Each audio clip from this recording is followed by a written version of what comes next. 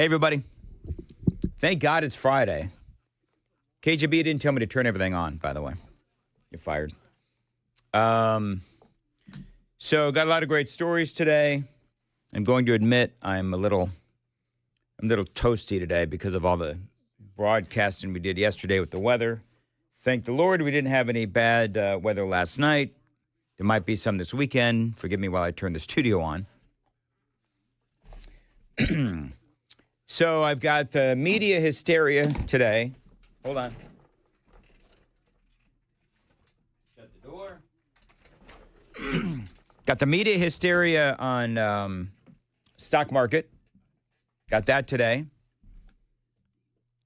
Let's see here. Apparently, we've got a really interesting story about Tucker Carlson and his truck that he had a Chevy truck, and apparently they were tracking, I guess, the way that he drives and so forth. We know that they're doing that.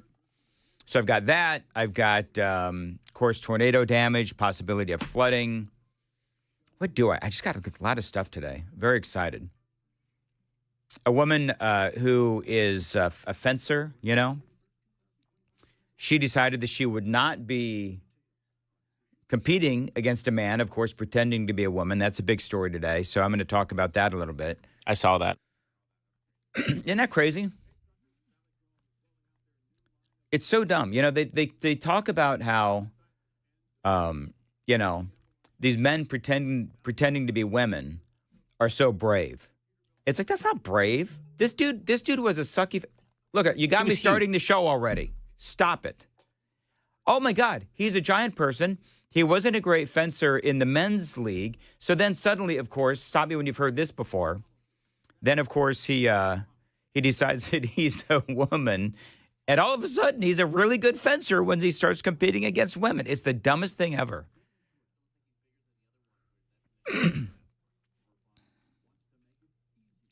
I just don't understand how anybody thinks this is okay. I mean, and by the way, America's like totally over that. America is totally over that. You and me both. Anyway, so we've got that.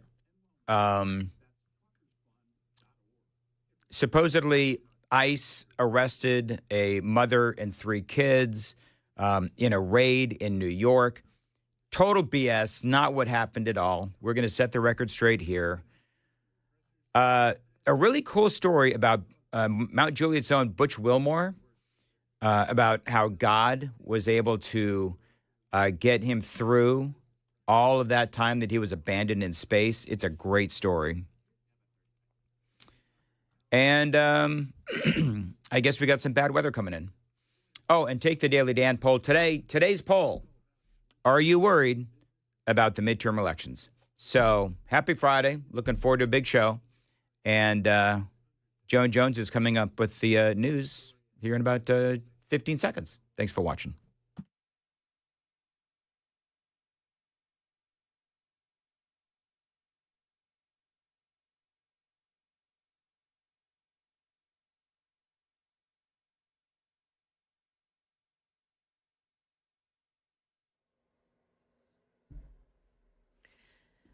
Good morning.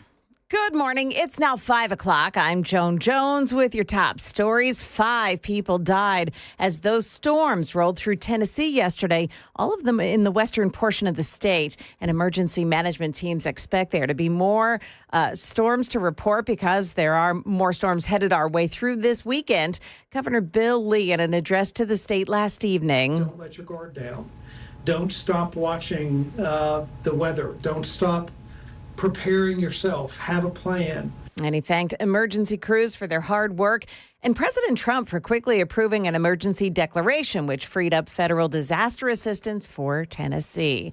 Well, a long list of school districts have changed plans for today. Some are closed, some are delaying their openings. So make sure you check with your school for its plans today. We're in the clear for today, but it does look like tomorrow will be another stormy day in the Middle Tennessee region. Storms are expected to arrive by the middle of tomorrow afternoon and last well into the evening. Heavy downpours, gusty winds, hail, and isolated tornadoes are all possible with that storm again tomorrow. Keep it here, and we'll break into regular programming to bring you alerts. Market Numbers Report now brought to you by Beacon Capital Management, online at beaconcm.com. A free fall for stocks with investors both in the U.S. and around the world reeling from President Trump's latest tariffs. The Dow plummeted 1,679 points, or almost 4%.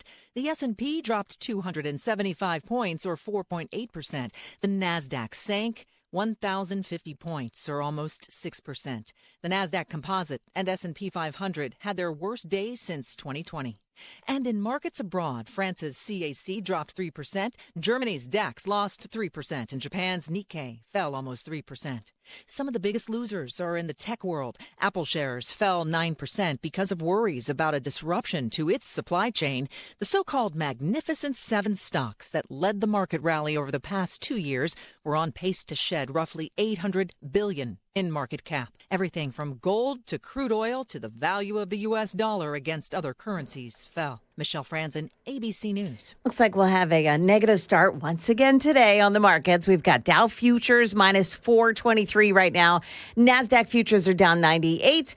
The S&P futures are falling 42. That's the latest news. Traffic and weather next. I'm Joan Jones, WTN News.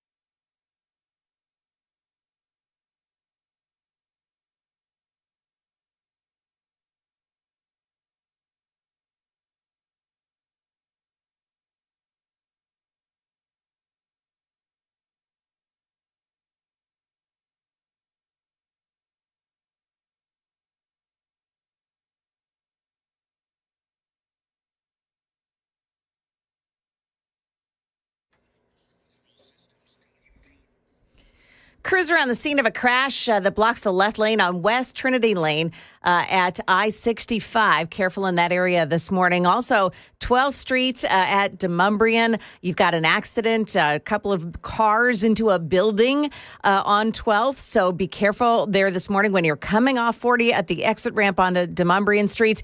You are unable to make that right turn to go down 12th. You'll need to find another way to get around that. Traffic every 10 minutes every morning on Super Talk 99.7 WTN.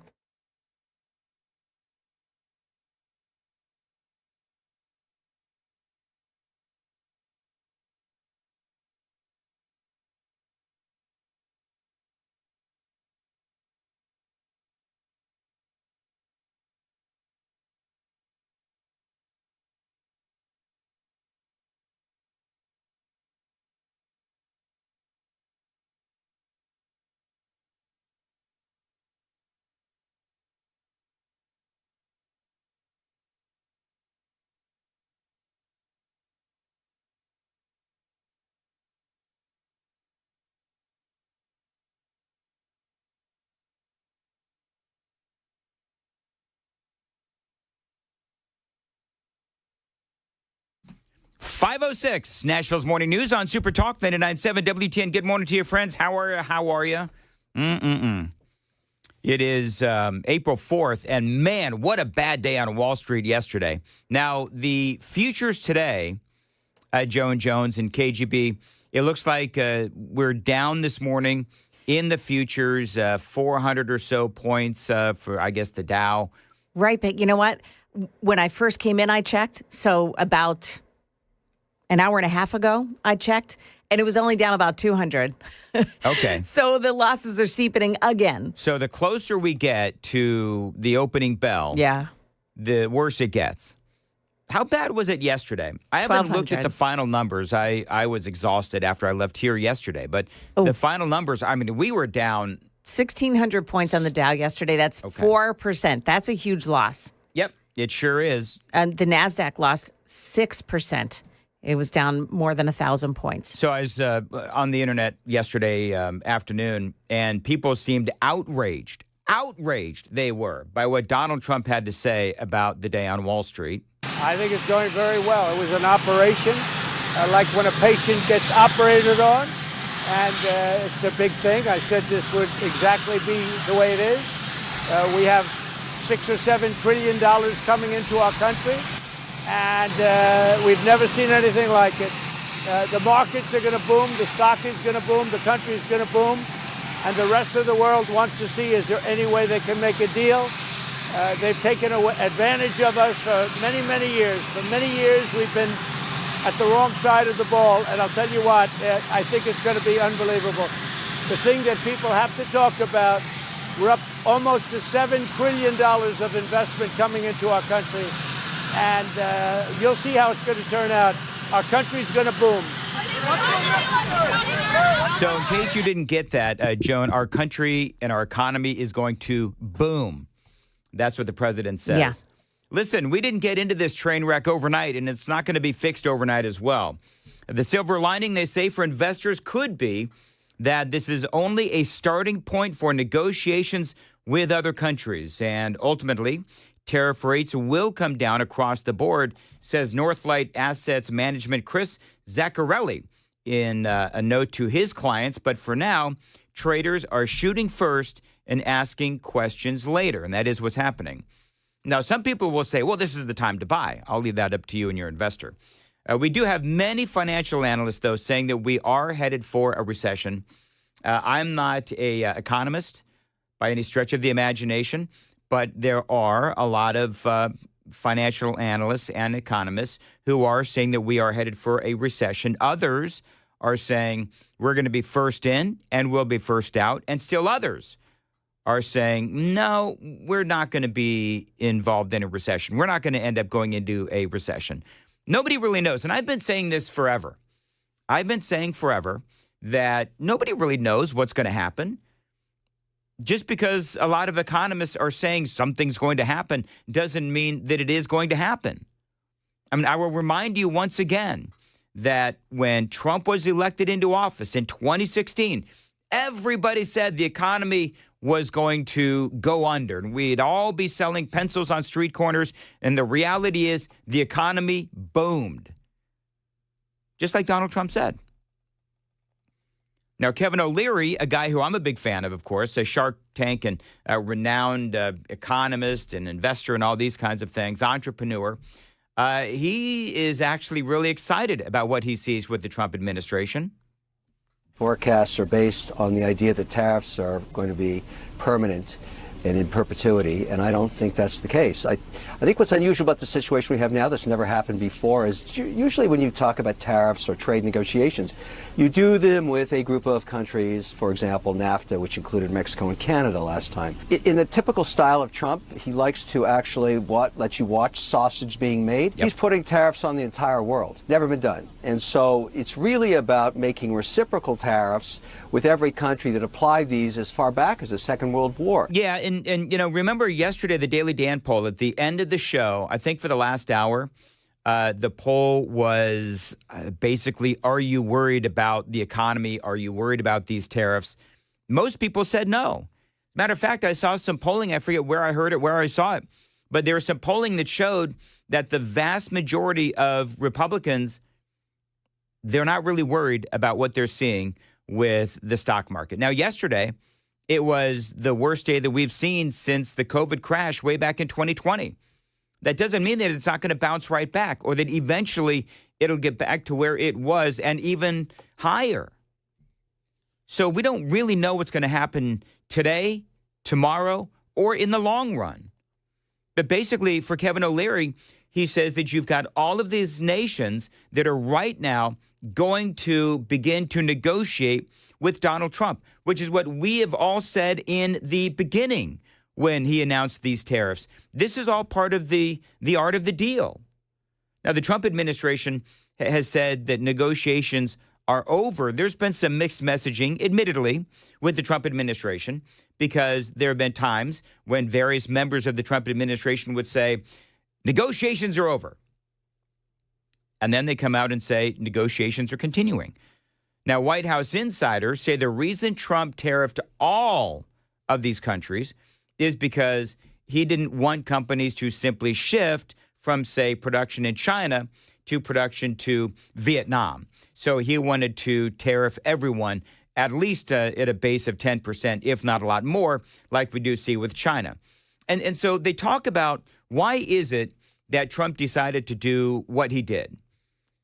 Because remember what he did, and we've all been talking about this, basically 10% tariff across the board, or he would charge more tariffs based on a number of different factors, including how some of these countries have been cheating America, right?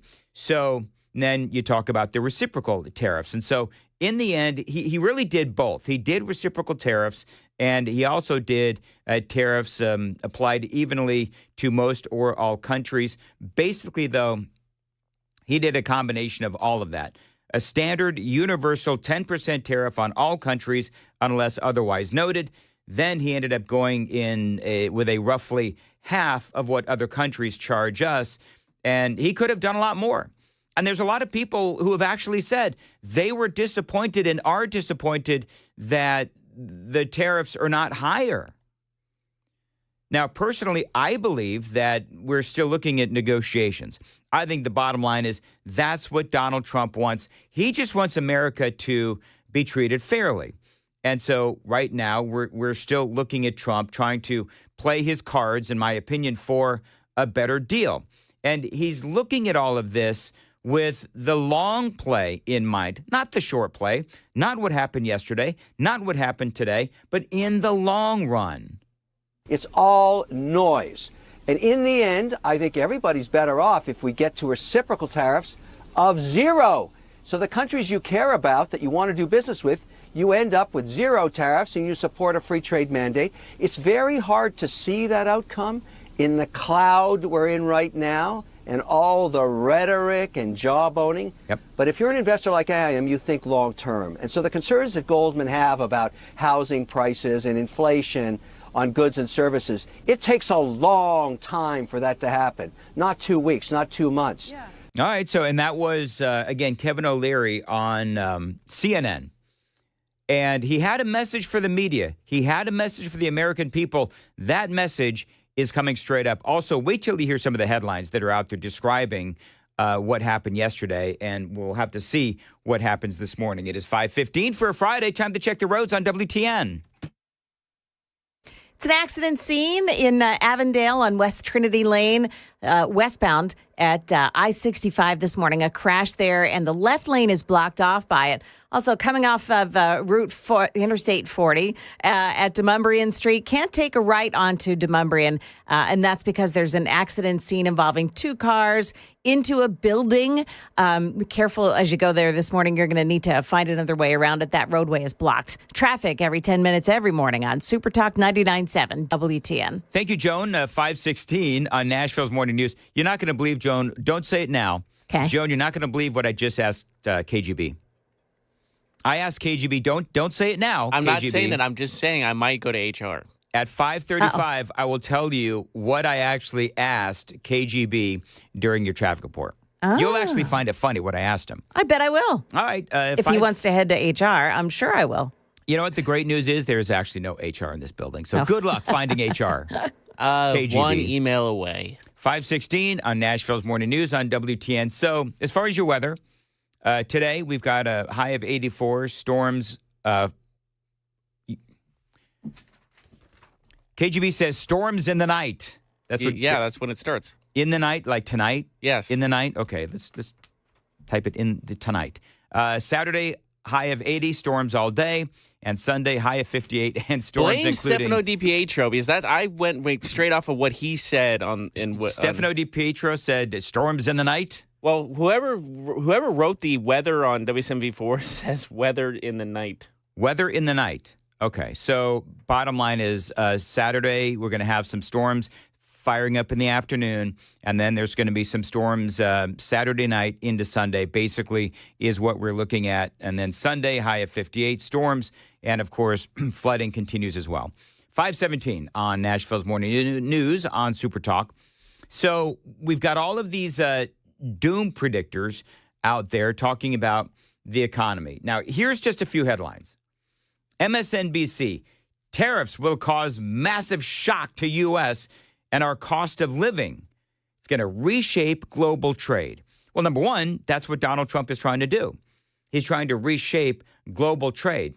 We'll have to see what it does with the cost of living. We'll have to see what it does with prices going up. It may very well send prices up in the short term. The NASDAQ plunges 6%, S&P tumbles nearly 5%, the Dow slid 1,679 points. Stocks crater as nations vowed to retaliate against Trump's tariffs. So you got all these nations now that are talking tough against Donald Trump, which is fine. Another one, iPhones may end up costing $2,300. Still others, saying car prices are going to skyrocket as well. And you know what? Kevin O'Leary just says... I understand the hysteria. I understand the gnashing of teeth. I understand the uncomfort. And everybody's focusing on this because we're watching sausage being made. We have never imposed tariffs on every country all at the same time. Never been done. Now, you may not like that. That's Trump's style. A lot of people don't like his style. But I don't focus on the noise. I focus on the signal. The signal is we're going to work this out as fast as we can, and we're just negotiating. This is how you negotiate. When I negotiate to buy a plant, I don't go tell them what a great plant it is. I find all kinds of faults with it to tell them why they got to cut the price in half. And then I settle on whatever I can get, maybe a 20% discount. That's exactly what's happening here. That is exactly what is happening here. And Trump says the economy is going to boom, boom, boom, and boom. I think he had 4 booms in that soundbite that I played earlier. I think, Joan, there was a total of 4.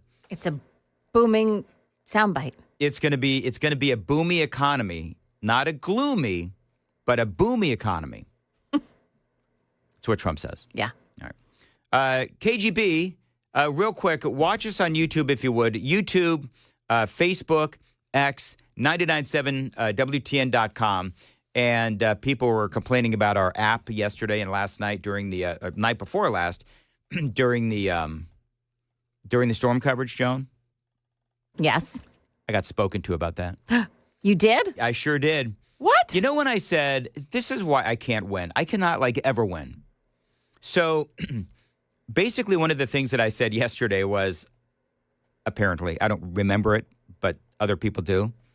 I said, I've kind of given up on the apps. Download YouTube and watch us on the video, and it works like a charm. I heard you say that. Did you hear me say that? Yep. Did you? Are you the one that turned me into the non-existent HR? No. Maybe one of the super texters can tell us that they remembered it as well. So I don't doubt for a second that I said that because that's how I feel. The apps, I don't think that they work very well. They don't. And KGB, you know this, they don't work with our automation system. They really don't. Yeah, it's just very difficult. So actually, no, they work great. I'm not getting in trouble with you. They work fantastic. I'm not going down with you. Whatever. So anyway, download the apps if you want. But it's interesting, though, because they tell us promote the YouTube, promote the Facebook, promote the video. So then you start talking on the apps and tell people to watch YouTube, and then you get in trouble. Yeah. I can't win. Be on the radio for 9 hours doing tornado coverage, but just say one incorrect thing according to the company What did they say? for 15 seconds, and you get in trouble. You know- I don't want to get into it. I've probably said too much. Yesterday, you leave the studio. Our morning continues to progress, and boom, more storms hit. Have you seen? Now, Chris and I are on the air doing storm coverage by ourselves. Yeah. I was at Starbucks. Yeah. I was Have about you- to call you up. Have you seen the videos of the storm, the big wall of rain in Spring Hill? Oh my no. gosh. You haven't seen that? No, I've seen some with the sky behind some houses looking incredible. No, That's not what you're talking about? No, Okay. there is video. KGB, have you seen it? The video I of- heard it was bad in Spring Hill. I have not seen this video. I'm going to look for it now. Where can we find it? Go to X and type in Spring Hill funnel cloud or whatever it is. It was that is incredible video. I'll find it and I'll go ahead and post it on my X. You can follow me at Dan Mandis Show. You follow Chris, Joan. He's probably put it on his social media. I think Murphy Show did as well. So Okay. anyway, there you go. Oh, you want me to work now too, right? I'm busy searching. I sure do. Anyway, by the way, I meant to ask KGB, what are people saying about the midterm elections? Right now, 69% yes, they are worried about it. Okay, fair enough. 523. Joan, what's coming up in the news? 5 people dead after yesterday's storms, and there are more to come. We've got the details for you. And that gruesome crash scene in the Gulch where crews are busy removing 2 cars from the front of a building this morning. Those stories and more coming up at 5:30 on Super Talk 99.7 WTN.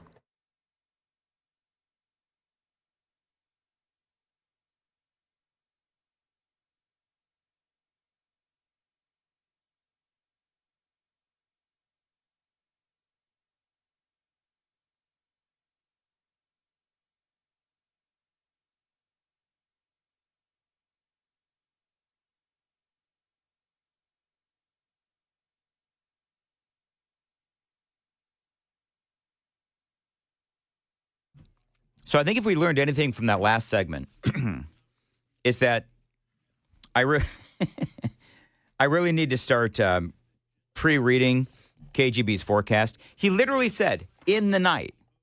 Who puts that on a weather forecast? I do. This is not the first. You and Mason, the two of you, it's like you put weird things in the weather. And it's on me, folks. It's on me. I forget what Mason put, but Mason's always an adventure when he puts it. Because here's what happened, folks. A little behind the scenes. Producers are supposed to put the little weather forecast. It's all they have to do. Weather forecast and put down all my advertiser reads. And I never know what you guys are going to put in, but it's always something like funky and weirdly worded. And I speak weirdly anyway. So then, when you make it even weirder, it causes me problems. So Weather Friday, by the way, you also misspelled high, H-I-U-G-H. Are you drunk today? It doesn't show.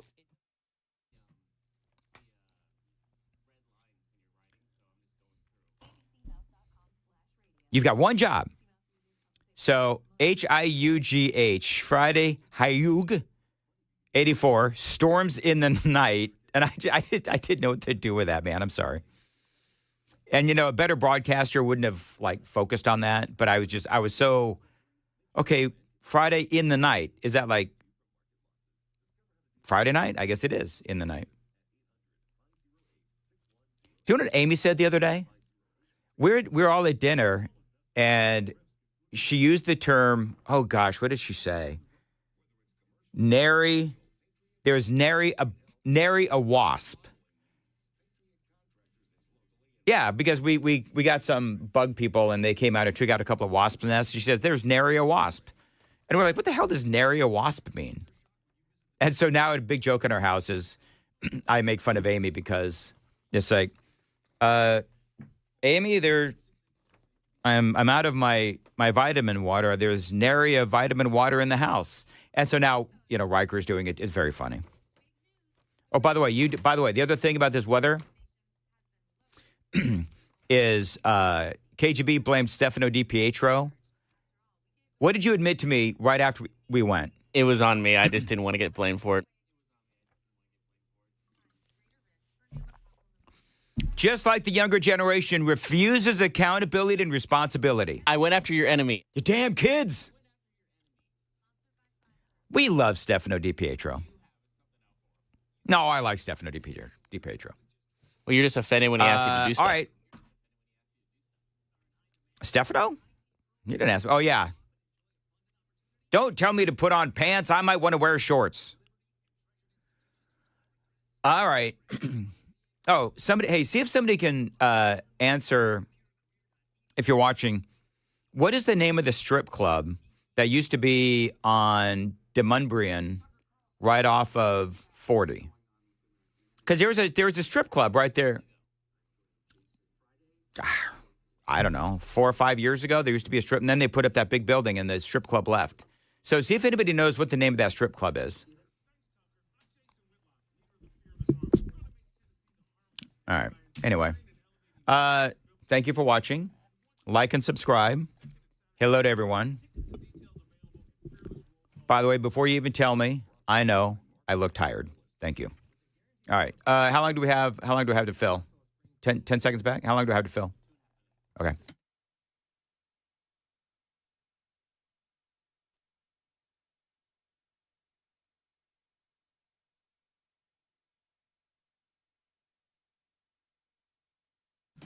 .527, Nashville's Morning News on Super Talk, 89.7 WTN. Joan, have you ever, and KGB, you can chime in on this too. You ever watch old videos of like Joe Biden? Oh, gosh, yes. Where he actually had a brain? Yes. And that's when you can really see how far his dementia has gone and so forth. So on the interwebs last night or yesterday, there was this video. How far does China have to go? How much more repression? Do you know who that is? Can you tell who that is? I know who it is. I've seen this video. Loss of jobs. Nancy Pelosi. I was about to say, that sounds like a 20-year-old Nancy. Before she started Botoxing those eyebrows. Does she Botox her eyebrows? Oh, my gosh. That's why they're so far up on her head. Have you not seen? They look like they were drawn on. Yeah. Really? Oh, Oh, yeah. Why would somebody Botox eyebrows? to lift your eyes so that you still have... To look like the Crypt Keeper. But if we just want to take up this Not issue- exactly. She looks like it. Anyway. Fight me on that. So China should not receive most favored nation status. she sounds, like she's on it, which tells you how far she has fallen as Oh, far yeah. as her ability to speak. I didn't know she had Botox on her. Where was it? Her eyelids? Eyebrows. Well, Eyebrows. at least her younger video is better than Biden's, where he just keeps dropping the N-bomb during the that one video. Yeah. Where that's the only one people remember. Well, and the funny thing is she's asking about China and why we're not tariffing China while she's going after Trump for doing the same damn thing. So, And, I used to complain all the time about why does China get favored nation status? And she is too. Yep. They used to be normal. Great point, Joan. They used to be normal. Then they got TDS, all of them. All right, it is 5:29. Nashville's Morning News on Super Talk, 99.7 WTN. Joan Jones with the news right now. Is that reciprocal?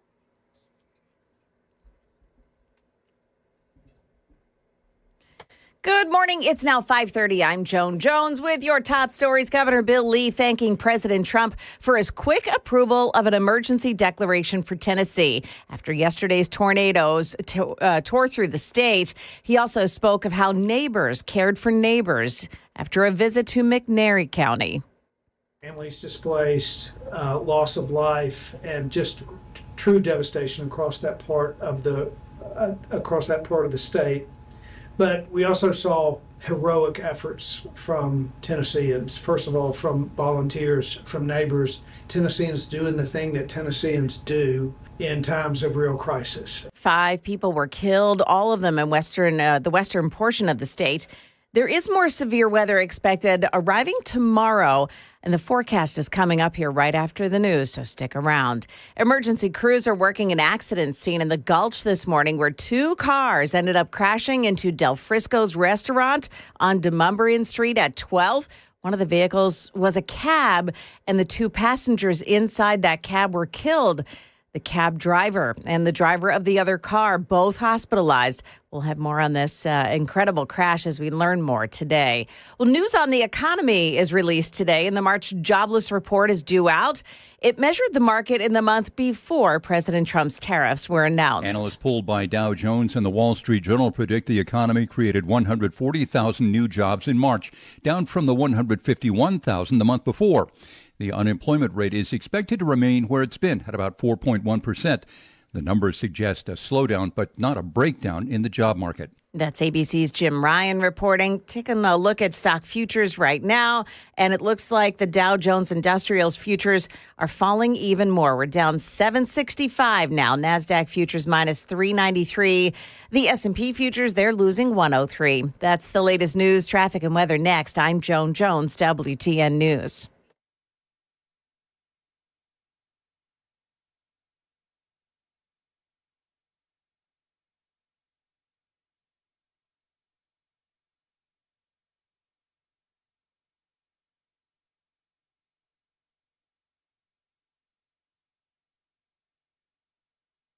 Did you know you're overpaying for your health and wellness products?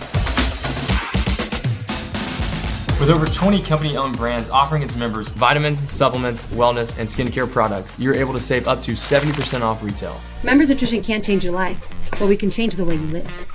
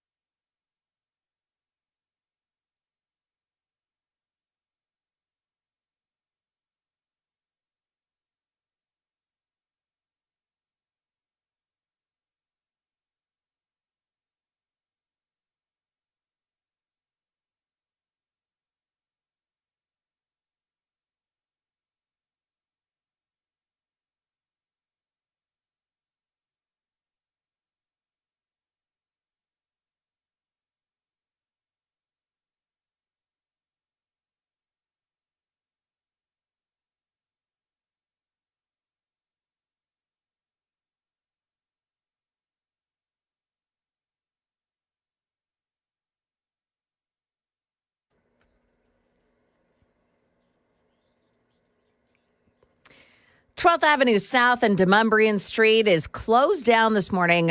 Two cars into a building in that area, so that they haven't even begun removing those cars yet. Looks like it'll be there for quite a while this morning.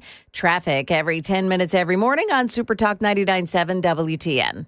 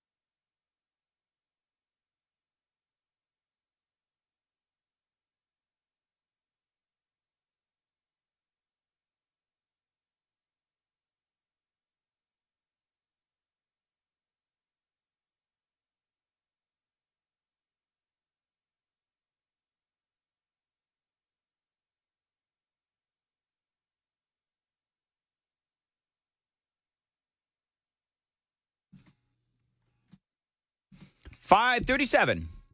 Nashville's Morning News on Super Talk 99.7 WTN. Good morning to you, friends. How are you? Joan, somebody says, 8064 says on the Super Text line that I sound like I need a hug. I don't feel like I need a hug. Do you need a hug? I mean, KGB's available. No, he pokes me with a stick every time I get too close. KGB's like, no, Joan's available. It's okay, guys. So, Joan, there's 2 people dead in this crash in 12th and Demundbrin, which is right across the street from us, really. Yeah. And the police response is it's over the top. It's crazy. Well, I want to know what they were doing. Yeah. Like, it looks like, and correct me if I'm wrong, but it looks like these cars, like, drove right into the buildings, like, purposely.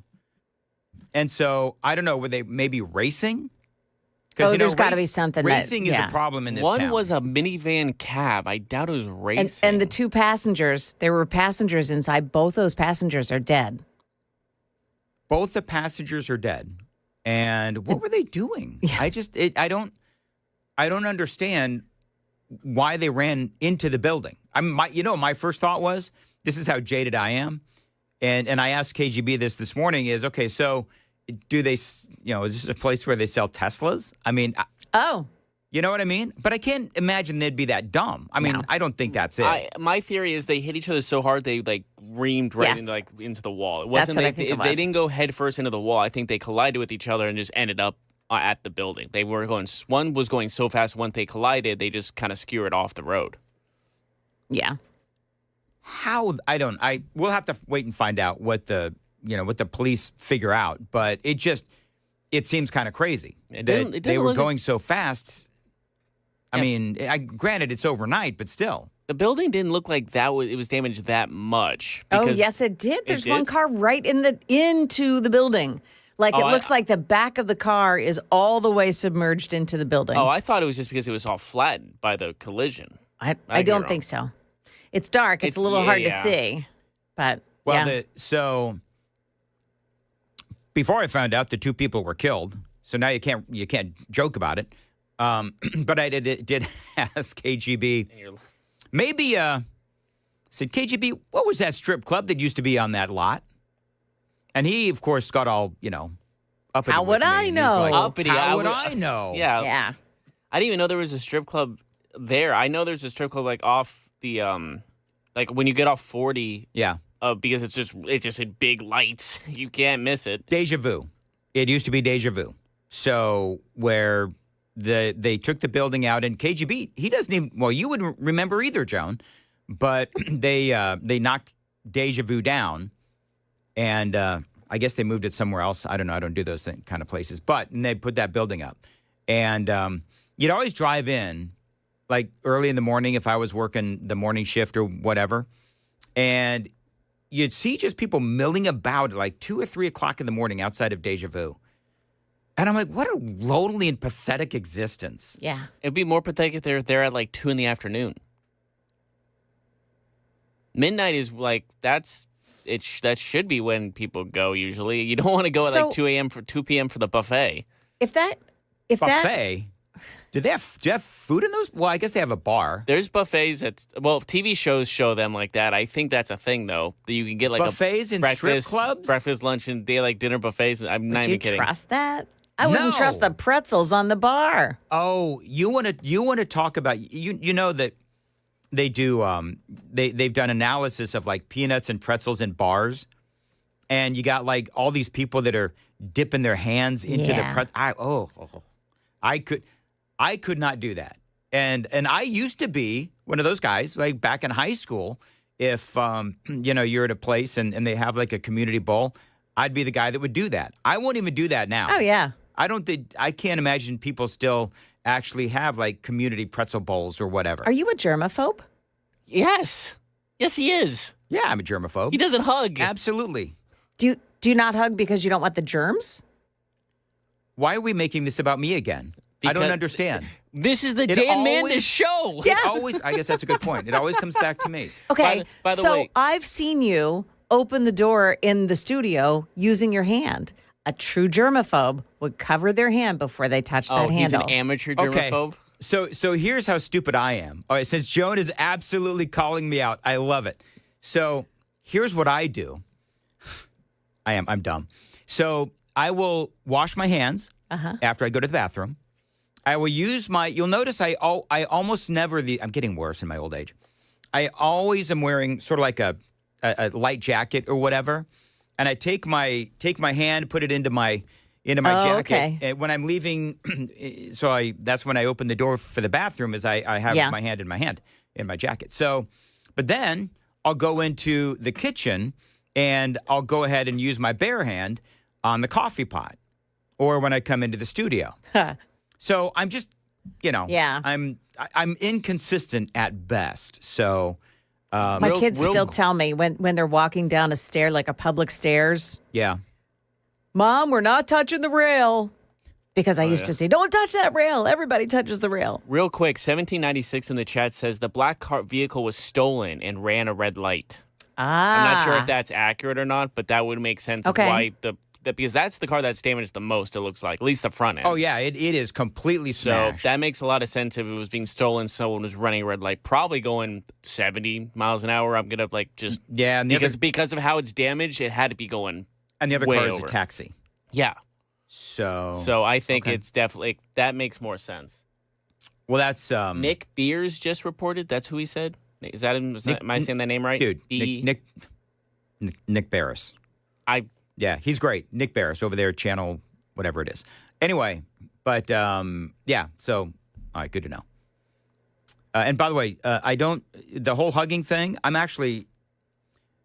I've gotten more of a germaphobe in my old age. I actually have no problem with hugging. Like that has been so overplayed. Just embrace it. It's just that you're not a good hugger. I'm a you don't do hugger. Contact hug, pat on the back. You'll do the arms straight down and lean in.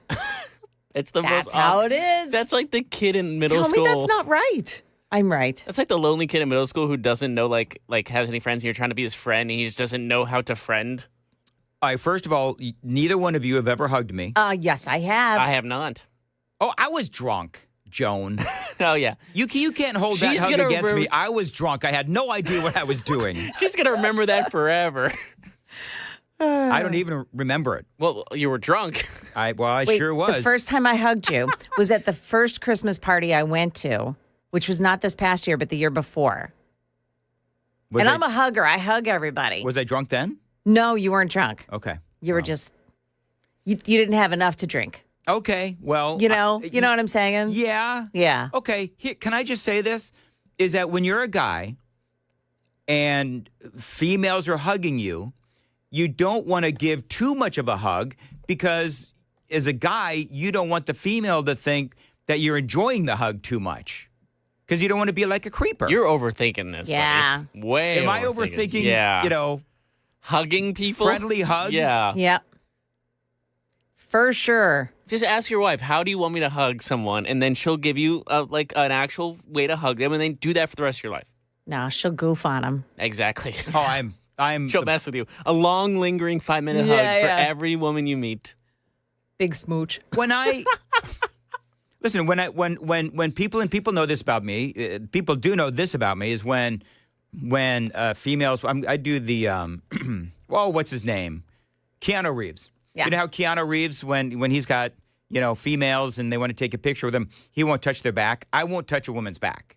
Like I'm that guy. I do the Keanu. I do. Okay. People made fun of me a long time ago. A Titans cheerleader came up and wanted to get her picture taken with me for some reason. Actually, it was great. She said, "Oh yeah, my mom's a big fan." So whatever. Anyway, so I didn't touch her back, and she was in full on Titan cheerleader outfit. It was a bareback. In your defense, when it comes to like cheerleaders at like games and stuff, you're not allowed to put your hand on them. Well, this was she came to one of our events. She was asking for it. Such a bad term to use. But no, I remember I guess if it was but when you actually go to a game and stuff, I remember there was I was at the first game, the 49ers brand new stadium. I was at the first ever game, so they were taking picture with cheerleaders. So me and my friend go up to talk to them, and specifically they're like, do not put their hand on their back when you take a picture. And so we had to like awkwardly lean over. Right. But yeah, there's rules, especially if they're in like their outfits and stuff. I think there's actually rules of like not harassing them in that certain way. Yeah. Because even if it's like something like just innocent like that, it can lead to pervs doing more. Well, just so we're clear, because every time we have an event, somebody always inevitably comes up to me and says, I know you're not into hugging. And then I'm like, I'm fine with hugs. It's all good. Just embrace it, dude. Just have fun with it. All right. So real quick, I want to do this. Okay. Tucker Carlson. So there's this big story in the Daily Mail, and Tucker is getting gas, and he noticed something bizarre about his new Silverado truck. I bought a truck last year, a Chevy truck, which I've always had, and I was at a gas station, and all of a sudden on the dashboard it says, "Stop, we're downloading information from the internet." Or While something. you were driving? No, I was stopped. It just specifically wanted you to stay stopped so it could, I don't know, download software. I sold the car immediately. I brought it back and sold it. So neither Chevy nor Carlson's representatives responded to Daily Mail's request for comment on the video. The disturbing claim follows reports of auto manufacturers sharing data with brokers and insurance companies. So I think what Tucker was saying is that he was worried that the new truck was downloading his information about his driving habits and so forth. They talk about, and I did a little bit of research on this, a New York Times investigation revealed that several major brands, including GM, Chevy's parent company, were tracking driver habits deemed unsafe. And so he goes, this is what I love about Tucker. He goes and he sells the truck, and then in a separate video, he's talking about his new old truck. It's a 1987 Chevrolet Silverado, conventional cab, 5 forward speeds, some kind of aftermarket seats, a seat belt a dog has chewed, and it works pretty well. It's got a bed, looks like a pickup truck. There are no electronics in this. There's no air conditioning, there's no radio, and there's no way for the government to turn off my engine if I'm disobedient. So that's what I drive. I like it. So, okay, but here's my question. You sold the truck, but do you have a smart TV? Do you have a smartphone? Phone, yep.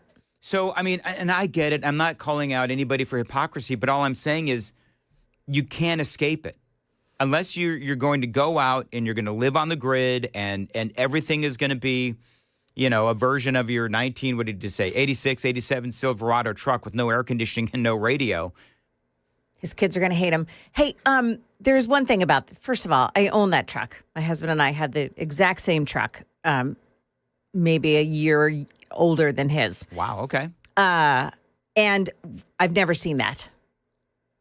However, there is a slot. You have to have a card in a slot in the driver's, in the glove box or the compartment in between the seats. Yeah. So it's like a memory chip has to be in there to download the information at all times if you want to use the screen. So it is connected. Yeah. But he has a point about this when he says, what happens when dash cams are required in every single car? What happens when you're completely mandated control? Yep. The car shuts off at 55 miles an hour. If you go over 55 miles an hour, the car either uses a governor or it shuts off and doesn't allow you to drive it. They're intended, and this is always where the sticky part is, they're intended to read your eye. This is the Biden administration mandate. Yep. They're intended to read your eye to make sure that you are A, sober, and B, awake. I mean, it sounds like a great idea, but there's always overreach. There's always overreach. And, when Canada, remember all the truckers, the convoy in Canada? Yeah. That's a great, yes. That's a great example where, I mean, they took over these truckers' lives and their bank accounts and all that kind of stuff. TD Bank. So you can't trust the government with this kind of information.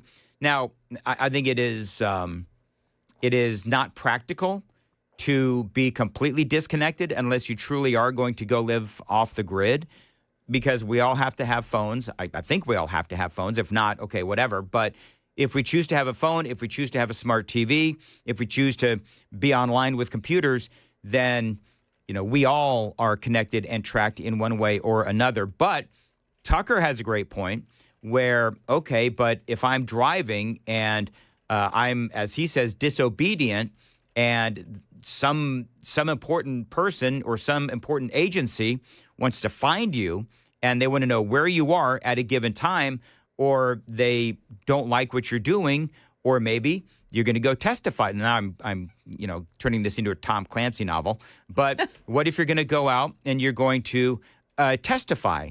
Maybe you're a whistleblower, something like that, and they can track you and they know where you are and they can take you out before you go and you testify. Or, as Tucker said, if you're disobedient, if you're calling out the government, if you're calling out the Biden administration, if you are a constant critic of the FBI or the CIA. Yes. All of these things. So, Joan, you're spot on when you say there's always a slippery slope, and clearly not.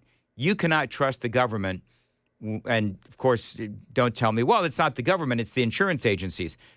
Trust me, the government can pressure the insurance agencies to give the data over. Am I off base on that? No. I don't think so. If you give the government an inch, they'll take a mile. Absolutely. Absolutely right. By the way, people did remember when I talked about the apps yesterday. See? They I have had the like best memory. 7 or 8 people were like, oh, I heard it. I heard it. Minute 10, if it's 25 seconds in this video here, you clearly say this. That's their memory. Oh, yeah. They can find anything. They sure can, which is fine. And listen, that's why I love this audience. And that's why I love working at this radio station, because the listeners, number one, I consider them friends and family. And number two, they're kind of like spouses. They don't forget anything. Actually, no, I'll take that back. They remember all the bad stuff that gets you in trouble. They never remember the good stuff. So like a spouse. Like a spouse. That's exactly right. Anyway, it's 5:54. Joan is in the newsroom. Joan, what's coming up? Yeah, did you know that some tornado sirens went silent yesterday during the storms? Sure did. Yeah, we're going to tell you what happened there coming up on Super Talk 99.7 here at 6 o'clock on Super Talk 99.7 WTN.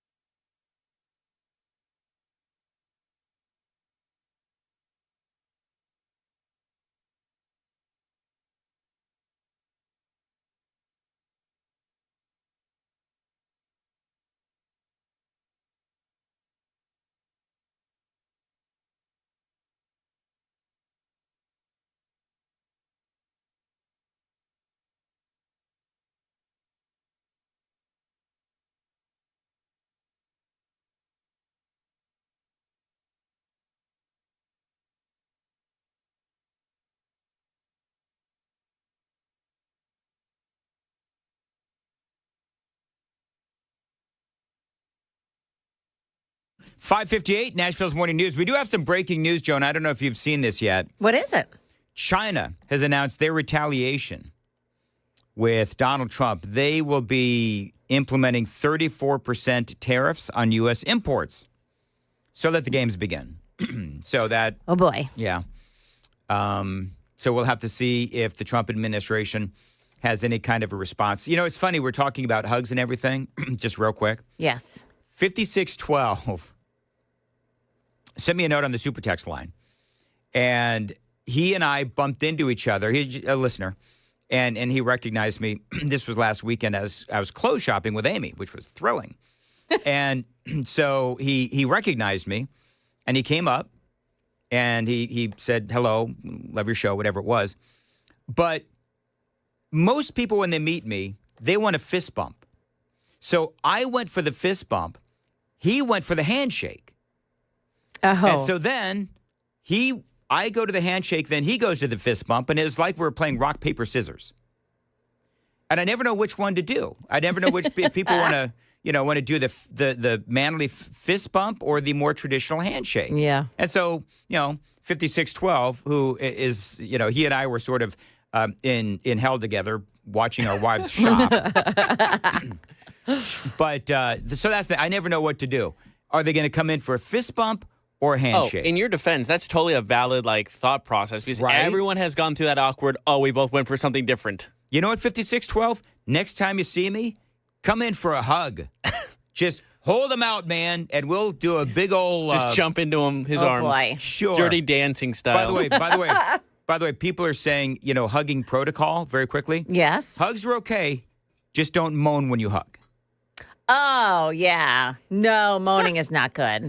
Listen, totally get it. Never done it. I was going to say, I don't think I've ever done that. No, I've never done that. Moving right along. Yeah. We'll talk about tariffs, illegal immigration, and a whole lot more straight ahead. It is Nashville's Morning News on Super Talk 99.7 WTN.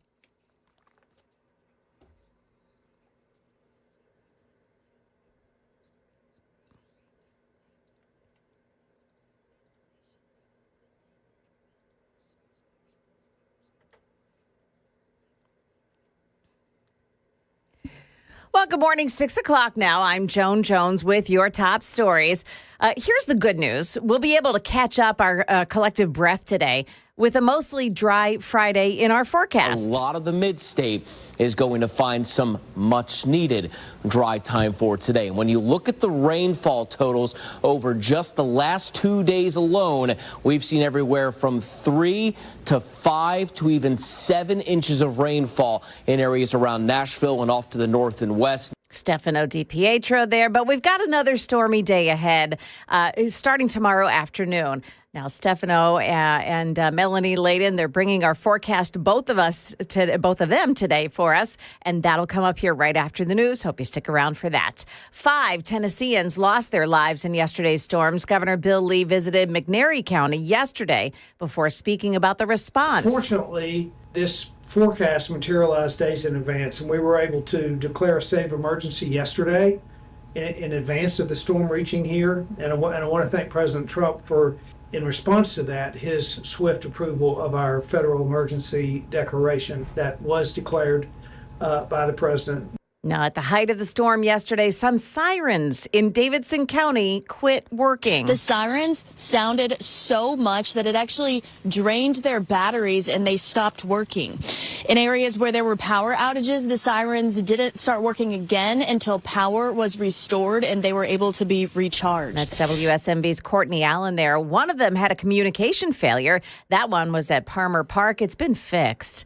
Market numbers now brought to you by Beacon Capital Management online at beaconcm.com. From ABC News, Wall Street now. Investor concerns about a tariff-induced recession dealt the stock market its worst beating since 2020.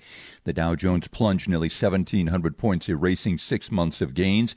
Percentage losses were even heavier for the S&P and the Nasdaq, the former losing 4.8%, the latter 6%. Stock futures point to further losses at the start of this trading day. Investors will focus on the jobs report for March. Economists polled by the Dow Jones expect non-farm payrolls to have risen by 140,000 jobs. The tariffs might add to the price of your morning coffee and your evening cocktail. Vietnam, the world's second largest coffee producer, is facing a 46% tariff. Imports on foreign wine, spirits, and beer also will be hit with import fees. Egg prices had begun to recede after hitting record highs due to avian flu, but analysts say they could rise again because the U.S. is importing eggs from tariff-impacted countries.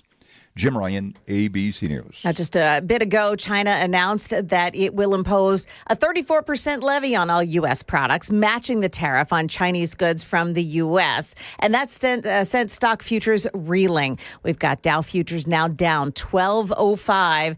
That's another 3%. NASDAQ futures are minus 626. S&P futures losing 168. That's the latest news. Traffic and weather next. I'm Joan Jones, WTN News.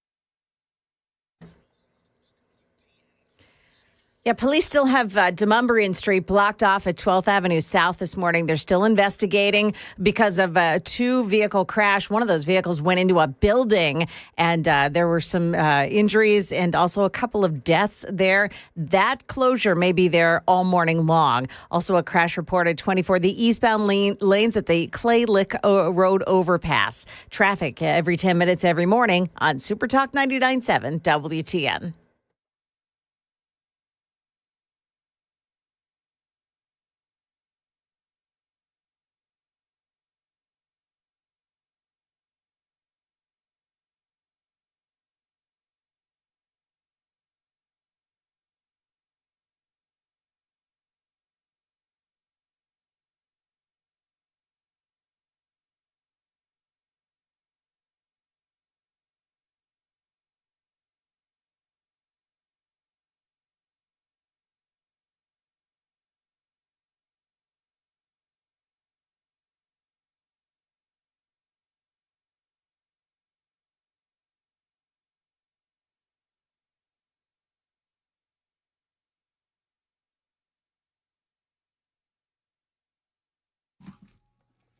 .607 Nashville's Morning News on Super Talk 99.7 WTN. Good morning to you, friends. How are you? Like us, watch us, subscribe, all that stuff on YouTube, X, 997WTN.com, Facebook as well. We do have that breaking news. China has announced here it will impose a 34% tariff on the United States just days after President Trump unveiled the same amount against Beijing under his reciprocal tariff plan. The new China tariffs against the U.S. will go into effect on April 10th, according to the Wall Street Journal.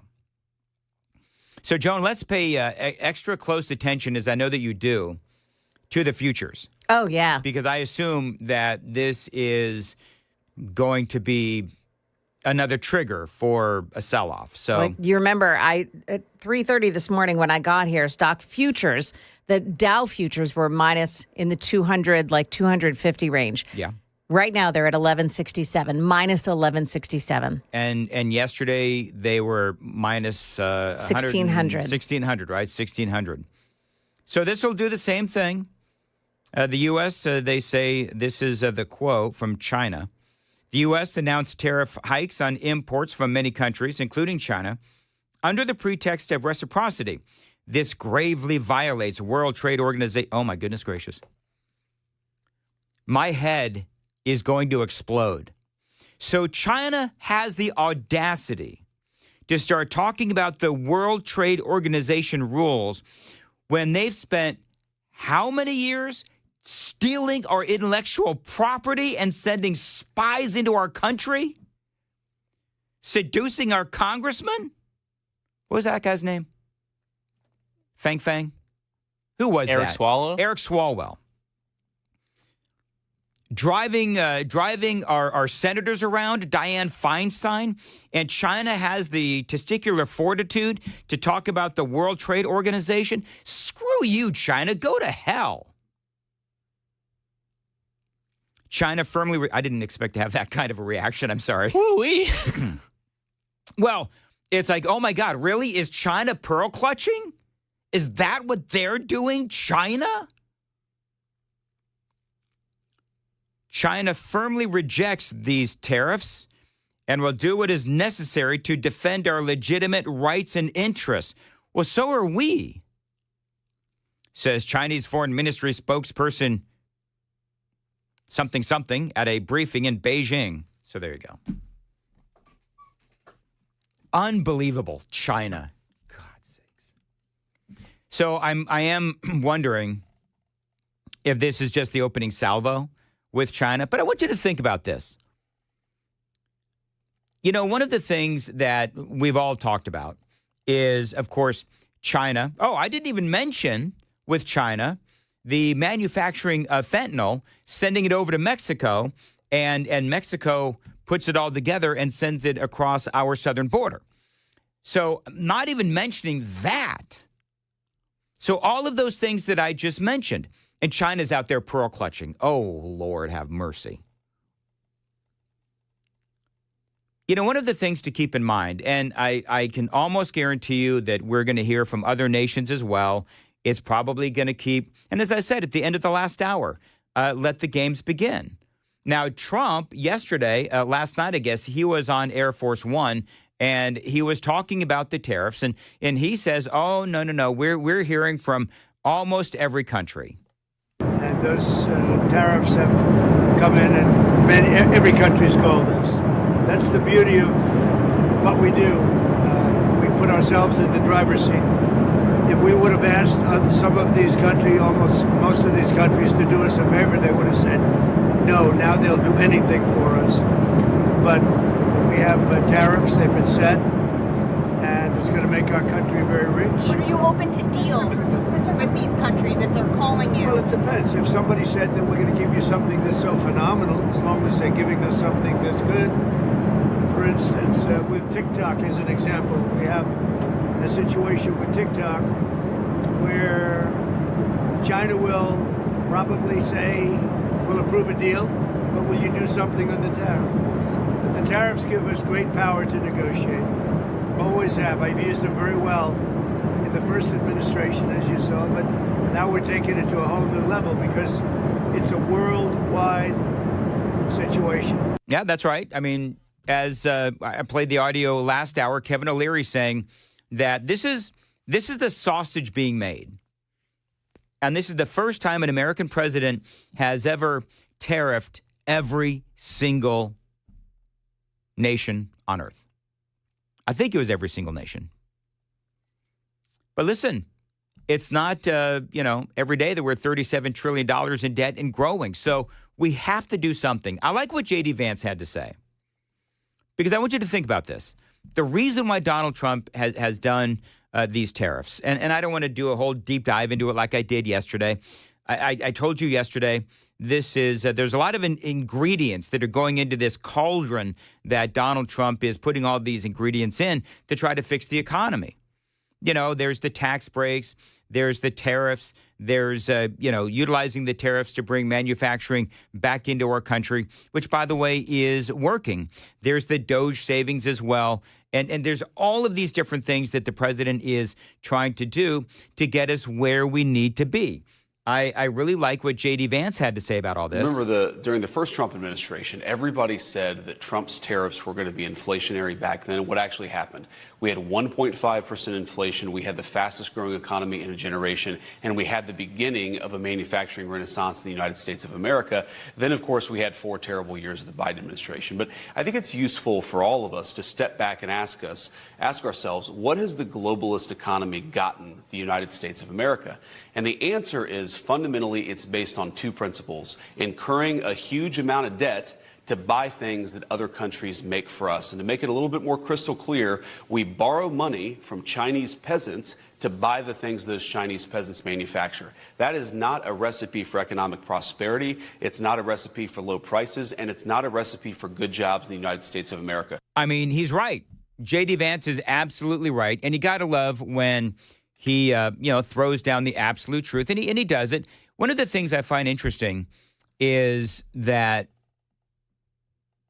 Trump has been consistent for years on what he wanted to do with tariffs, even before he thought about running for president. I've got a great audio bite from Donald Trump in 1987 that I'm going to play coming up on Super Talk 99.7 WTN. Just so everybody knows that Donald Trump has been consistent, unlike the Democrats. Details straight ahead. 6:15, time to check the roads on WTN.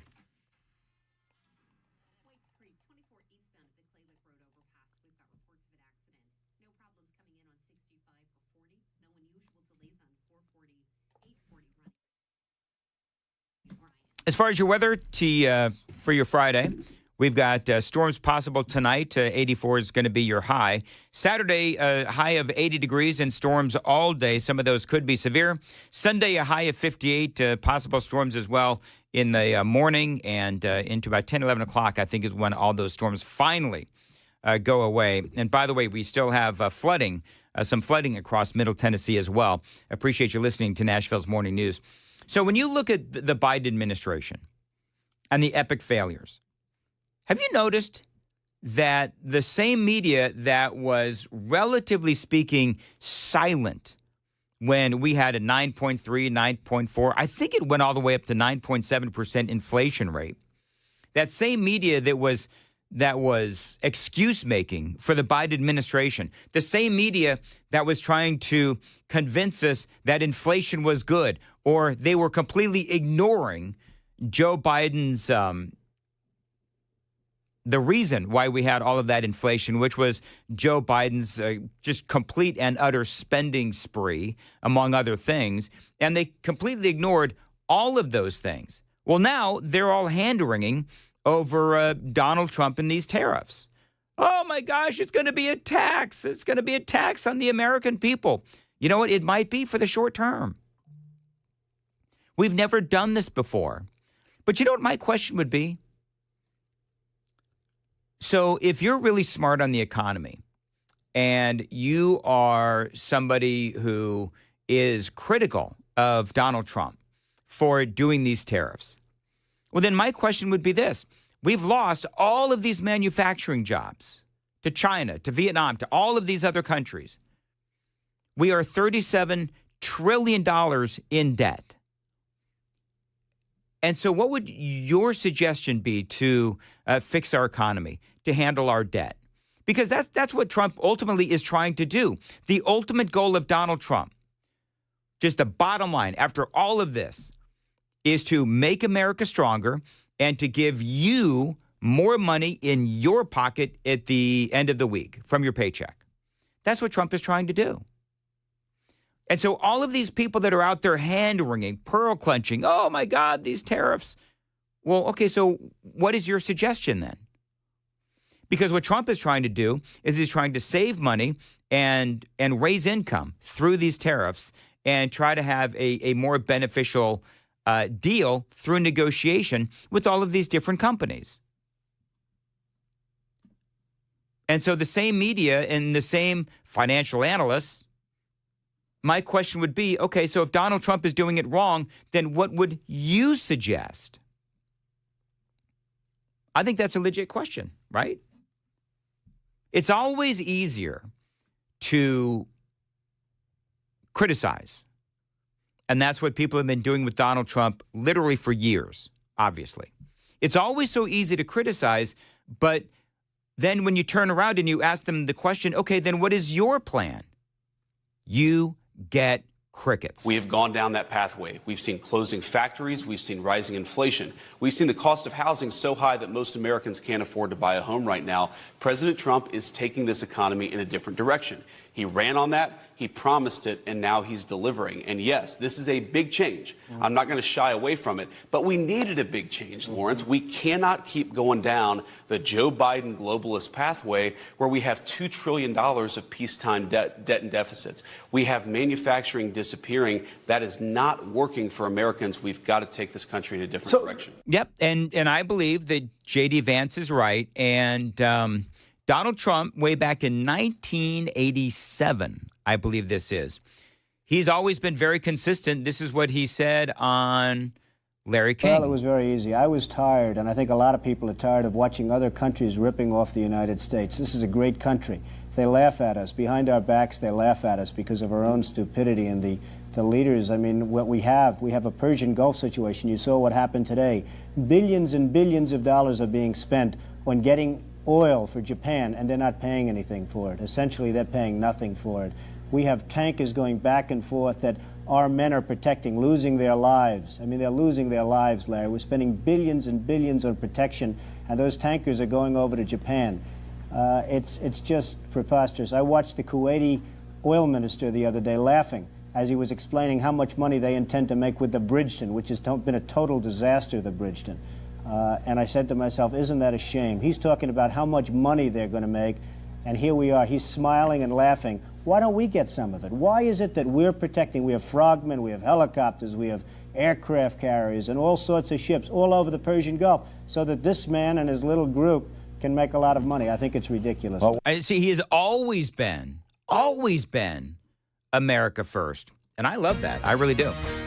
Hey, coming up, actually, right before the news, one of my favorite stories of the day. It is a great story, and it is coming up next right here on Super Talk 99.7. Joan Jones, what's coming up in the news? Well, we've got more on how the Chinese have responded to President Trump's retaliatory tariffs. They're retaliating as well. Details coming up here at 6:30 on Super Talk 99.7 WTN.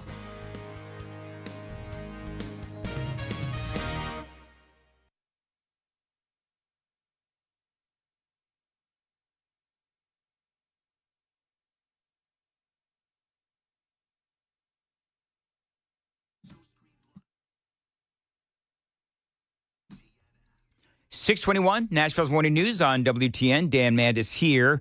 It is spring rebate madness going on right now at Busy Bee Plumbing, Heating, and Cooling. Listen to these rebates. A mini split 17 SEER or a heat pump 17 SEER, that is going to be an $800 rebate. Remember, Busy Bee is always trying to find ways to save you money. Duct sealing or repair, that is going to get you a $300 rebate. So many ways to save with Busy Bee Plumbing, Heating, and Cooling. And I've been a Beehive member for over 10 years now. You join the Beehive Club today, you're going to get a $50 rebate on your spring and fall tune-ups. Now, what that means is that you've already saved enough money to pay for the Beehive membership for the year. They'll even file those rebates so you don't have to. There's a ton of other benefits when you join the Beehive Club. Check them all out at their website, busybeehvac.com. Busy Bee Plumbing, Heating, and Cooling. Tell them Dan Mandis told you to reach out at 615-775-7833, 615-775-7833, busybeehvac.com.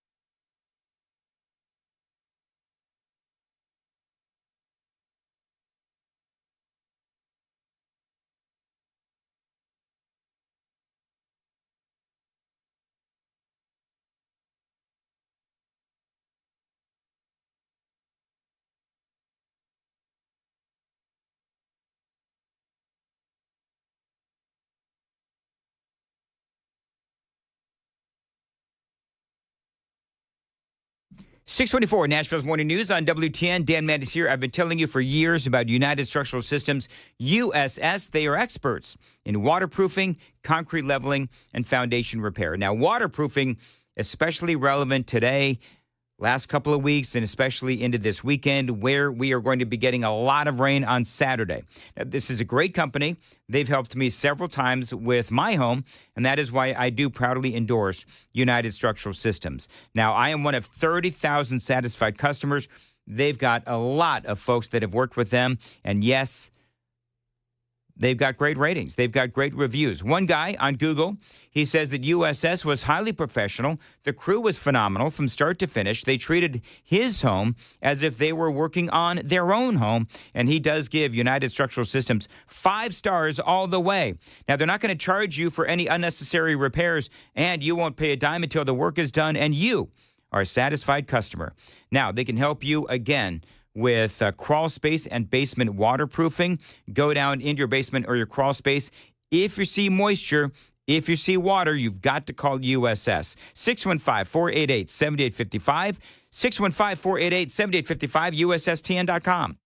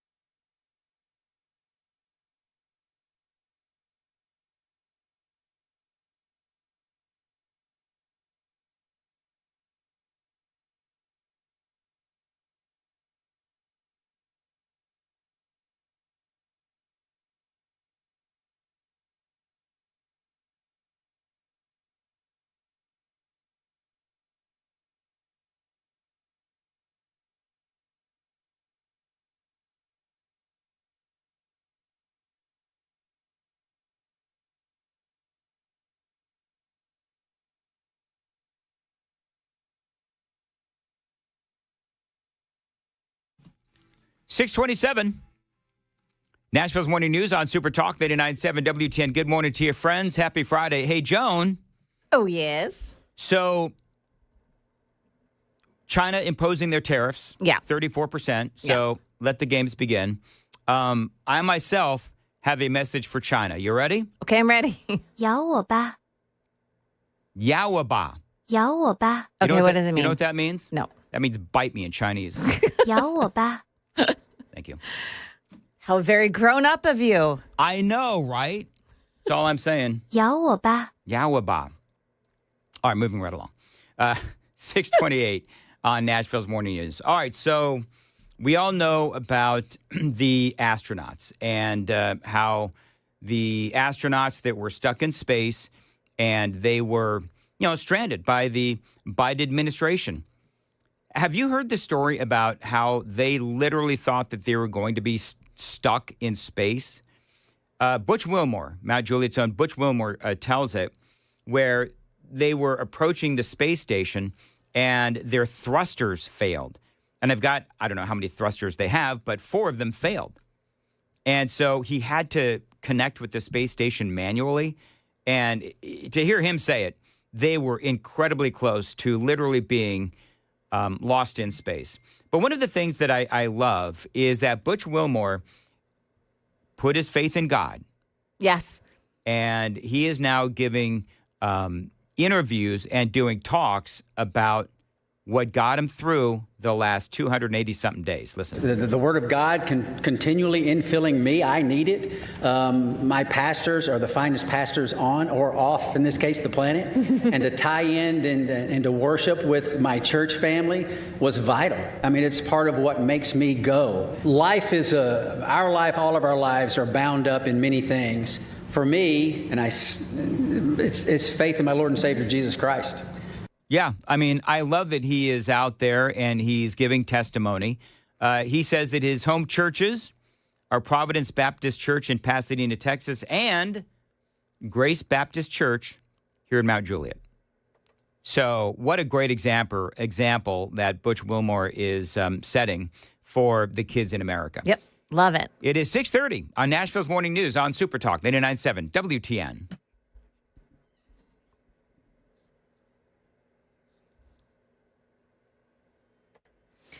Good morning, 6:30. I'm Joan Jones with your top stories. Demumbrian Street still closed at 12th Avenue South right now.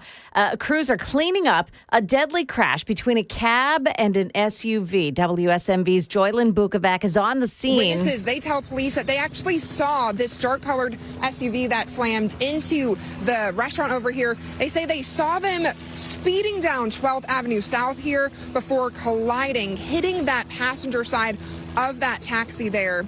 And it was a very, very sudden and fiery crash. The SUV caught on fire. Yeah, reports say the SUV was speeding. Before that crash, it was reportedly a stolen vehicle. And there were passengers in that SUV. We're waiting to hear more about those who were in the SUV. A hit-and-run crash at Trinity Lane and I-65 is also under investigation. Police looking for the driver of a tractor-trailer involved in that deadly crash that happened in front of the Pilot Service Center. Police say it is possible there was dash cam video of the crash. China announcing a 34% tariff on all U.S. goods coming into its country this morning, saying the tariff hikes announced by President Trump yesterday, quote, gravely violate World Trade Organization rules. China instead is calling on the U.S. to resolve trade differences through consultation, which seems to be what President Trump has been calling for. However, that announcement has shaken Wall Street futures this morning, and the Dow Jones Industrials futures right now are down 1,100 points. NASDAQ futures down 637. S&P futures are down 168. That is the latest news, traffic, and weather next. I'm Joan Jones, WTN News.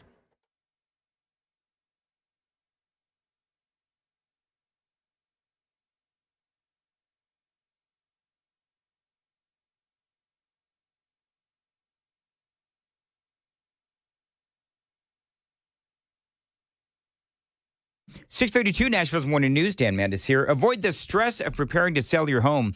With the guaranteed offer from Mark Spain Real Estate, you can skip the hassle of spring cleaning and sell your home fast and for maximum value.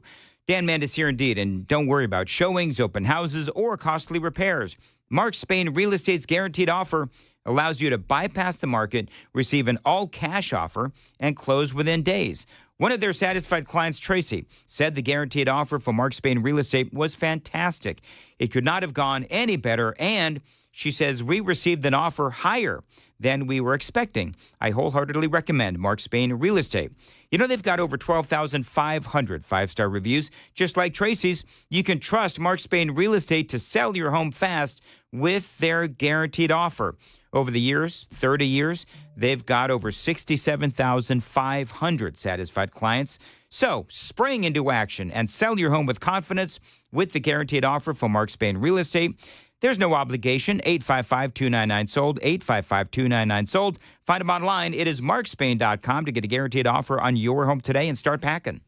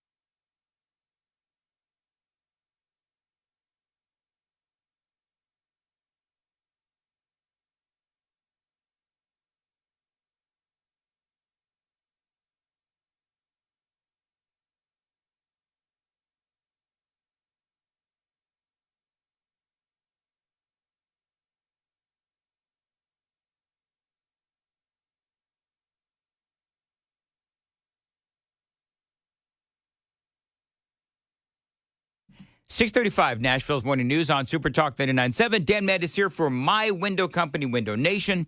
I endorse these folks because they did great work for me. Now, how do I know that they put great windows in my basement studio, my kitchen, and also my bedroom? Well, because before Window Nation, when we would get a rain like we did last night and in the last couple of days, I would always have moisture and water right there on my windowsill and the inside. When Window Nation came in, they replaced the windows, no water. These are great windows, great installation as well. Listen, if you've got the kind of windows I did, old and inefficient windows, maybe when it rains you do get water on the inside, even if your windows are closed, it is time for you to call Window Nation. It is time to upgrade to Window Nation. You know, they are ranked as one of the highest window installers in the country. They're actually number one according to Forbes. Now, this is a company that I've been working with for years. I trust them, and you can too. These windows are energy efficient. So not only are you going to save money on the install, but on your electricity bills as well. They do have a great deal for listeners to my show going on right now. You buy 4 windows, you get 4 additional windows absolutely free. Plus, no payments or interest until 2027.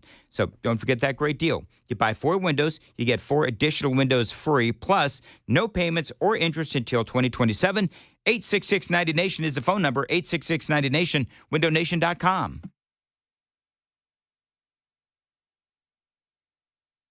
Got a crash investigation still ongoing, 12th Avenue South at Demumbrian Street. So they have closed off that intersection this morning, and it may be a while before that is picked up as well. Traffic every 10 minutes every morning on Super Talk 99.7 WTN.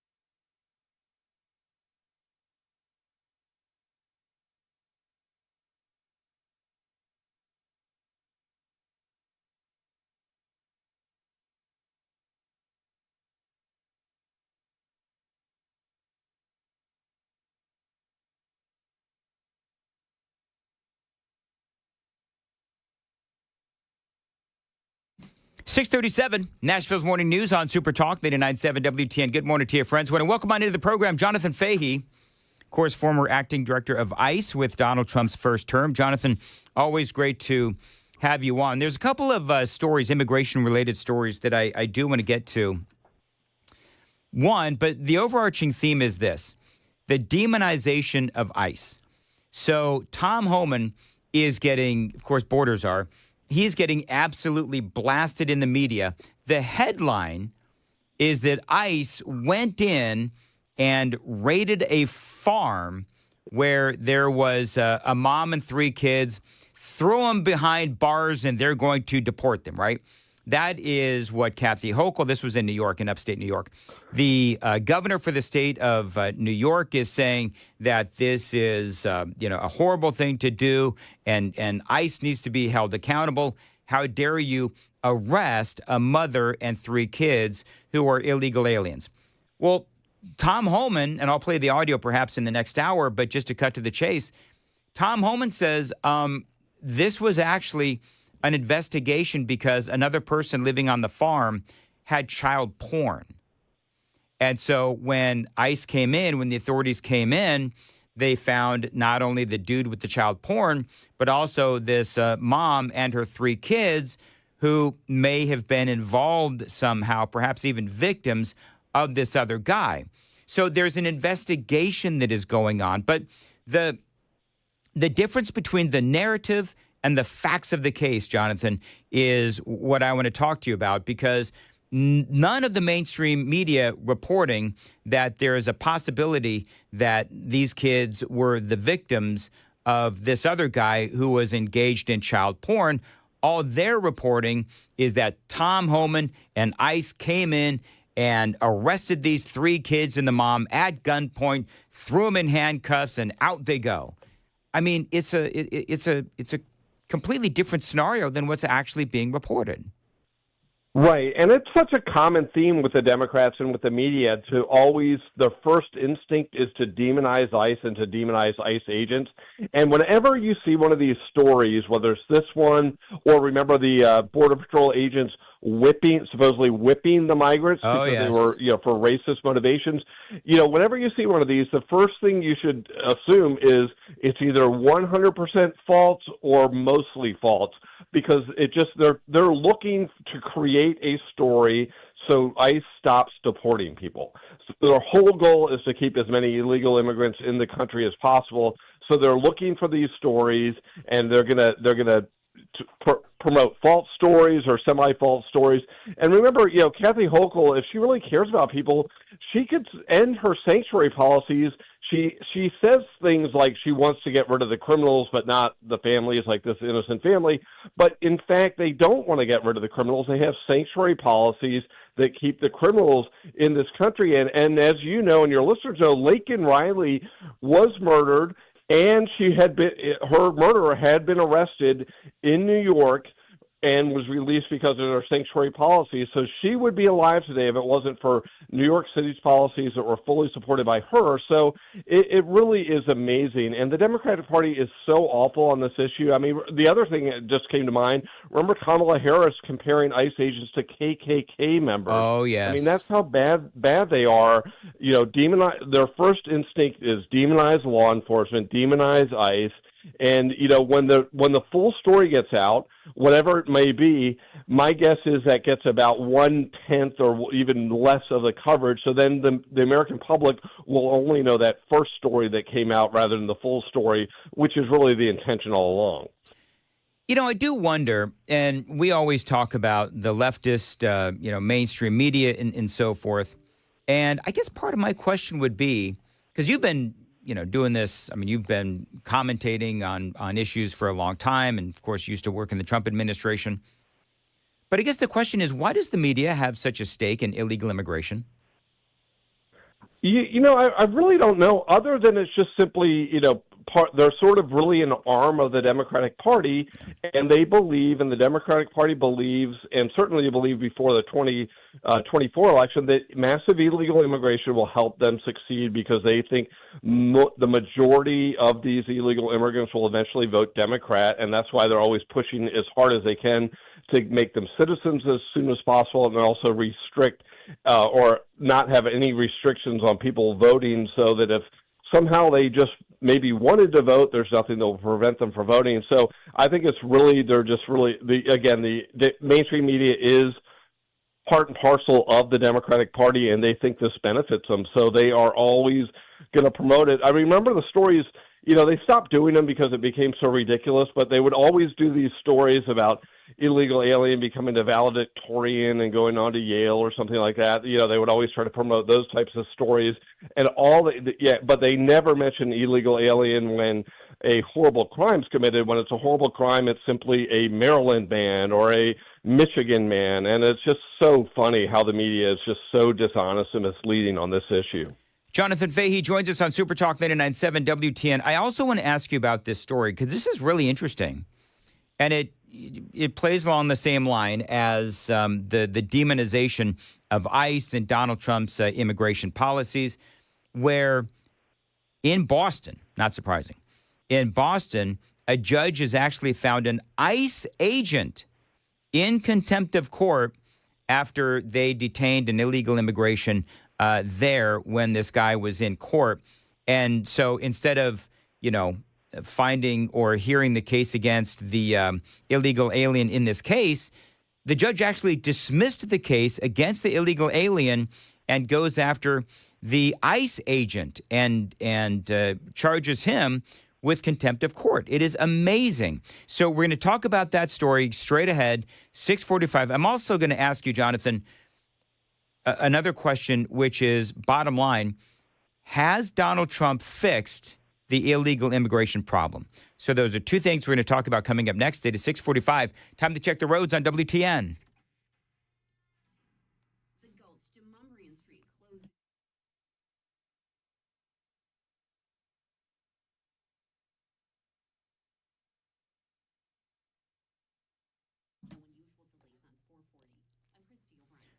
Weather for today, Friday, high of 84, storms overnight into Saturday and Saturday morning. On Saturday, a high of 80, storms all day. Some of those could be severe. We're watching it for you. Your complete forecast is coming up at 7 o'clock on WTN. By the way, on Sunday, high of 58 and storms. Right now, 60 degrees at WTN. All right, so Jonathan Fehee, let's talk a little bit about this Boston case because I'm reading this and I must be missing something.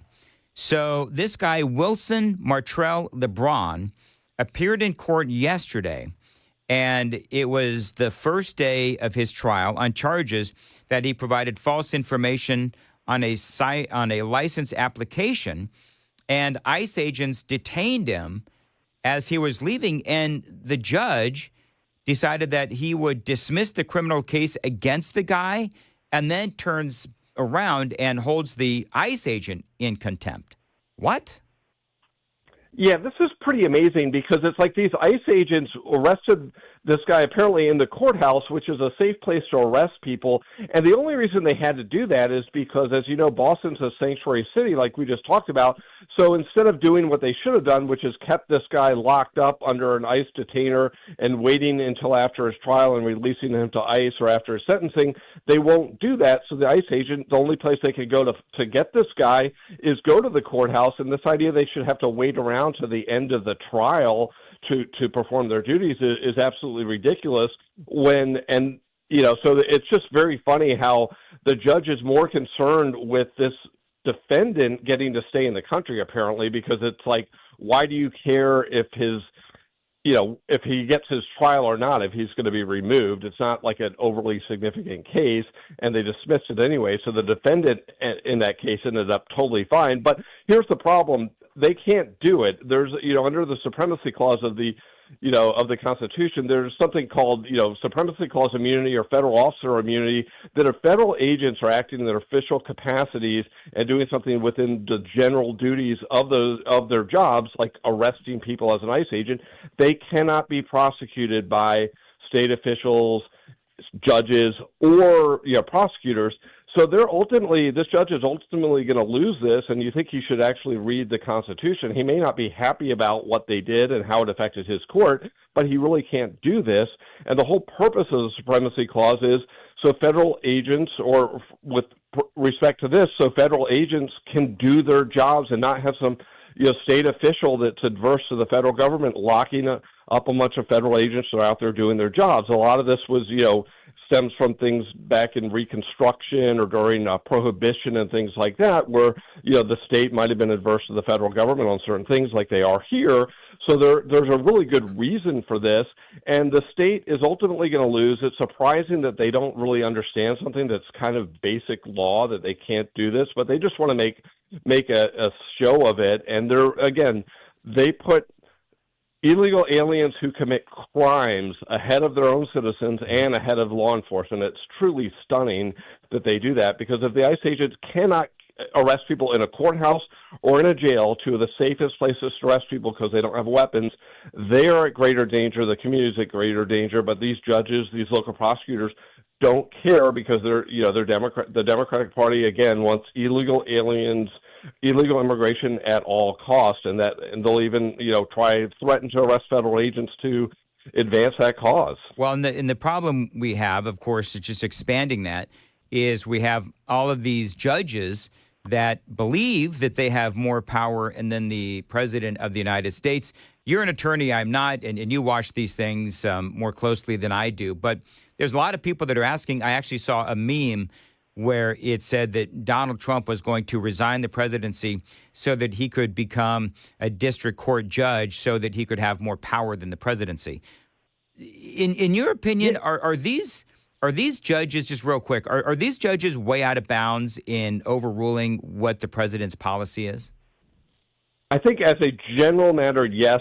Can't speak to every individual thing, but when they are getting involved in things like foreign policy, how the president makes determinations as to, what's a, predatory incursion, what's a terrorist organization, what's a threat, when they're telling them to turn planes around, have dangerous people on board, they're overstepping their bounds. They're getting in foreign policy and things specifically assigned to the executive branch. It's, we've talked about, I think before, it's akin, to a judge saying, hey, I don't think you should attack the Houthis because I want to make sure you had enough evidence that they were doing something bad. It's like, that's not their role, even if they have a different opinion on that. So, yeah, as a general matter, I think they're out of bounds. I think particularly the one with the Tren de Aragua will ultimately break President Trump's way. It's going to have to get the Supreme Court. He's already lost in the Court of Appeals. Yeah. But I think that'll break his way. But that is a real problem, is one judge in Washington, D.C., can decide the policy nationwide. That's really problematic, and that's really not what the role of the judiciary is. It's generally things within your district affecting, litigants or whatever within your district, not nationwide, and certainly not foreign policy. All right. So real quick, I've got 30 seconds.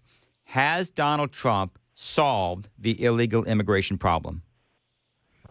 He has solved it by and large for the people coming in, which was the biggest problem when we were getting 7,000 to 10,000 people a day. Yep. There's still a lot of work to do to get the criminals kicked out of here, but it's on this issue. He's off to as good of a start as he possibly could have imagined. As far as the deterrence is amazing, and that's probably going to be the most effective part of it. Is people won't want to come here illegally because it's just not worth it to them anymore. All right, to Jonathan Fehee, always great to have you on. How can people follow you on X? John for Fairfax, JONFORFAIRFAX. Okay, thank you very much, Jonathan Fehee, Super Talk 99.7 WTN. Joan Jones is in the WTN newsroom. Joan, what's coming up? We have some more potentially severe weather that's moving our way, but we will get a break for at least today. We've got the timeline of what's coming next for us in our weather coming up here at 7 o'clock on Super Talk 99.7 WTN.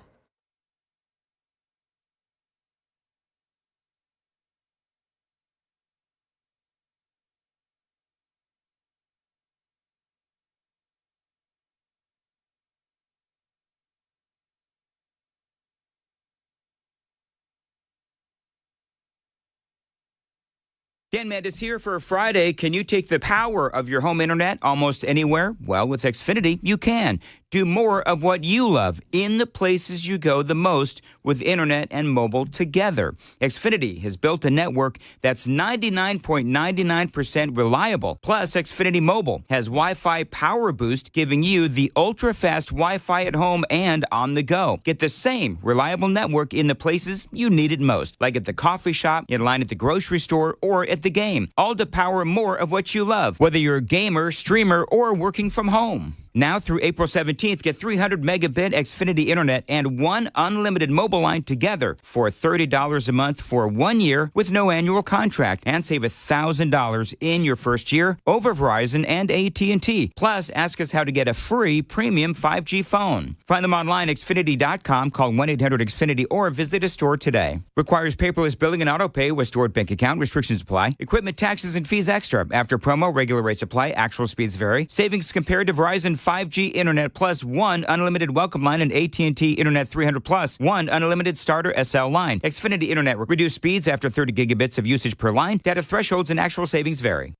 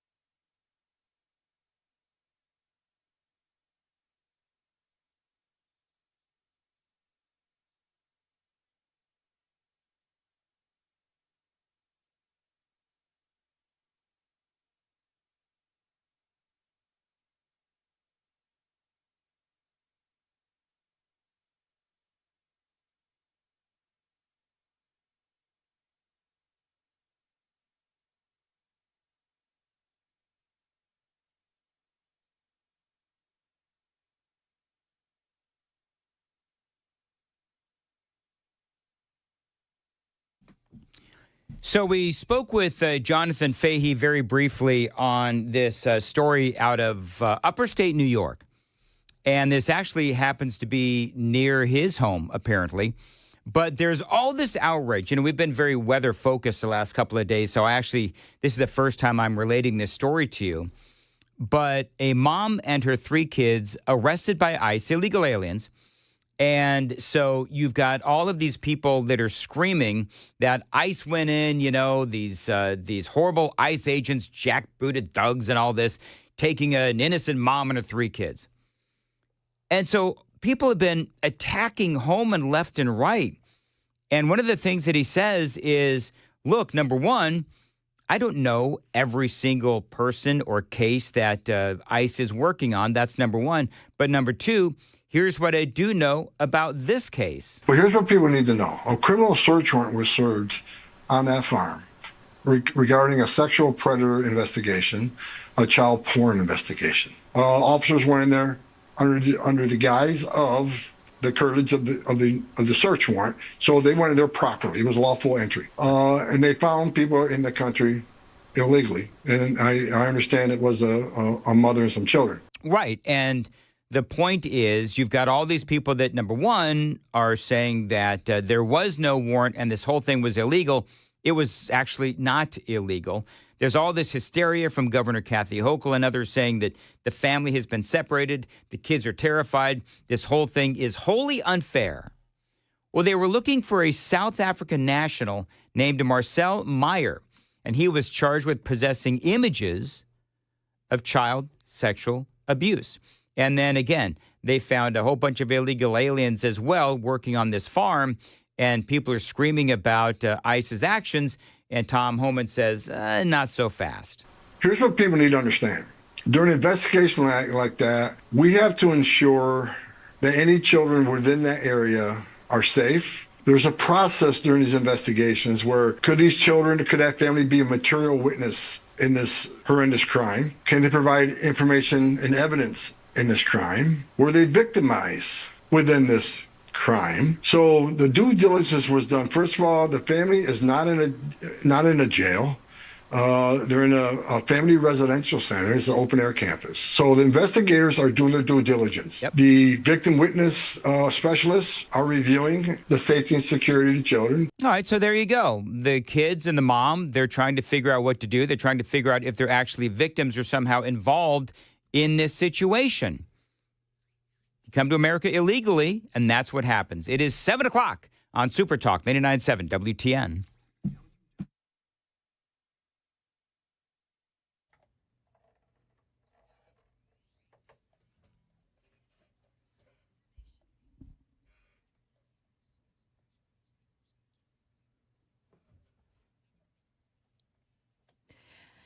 Good morning, 7 o'clock. I'm Joan Jones with your top stories. A note in traffic here, 12th Avenue South at Demumbrian Street still closed down for a deadly accident this morning. It was a high-speed crash in which 2 passengers riding in a minivan taxi cab were killed early this morning at 12th Avenue South and Demumbrian Streets.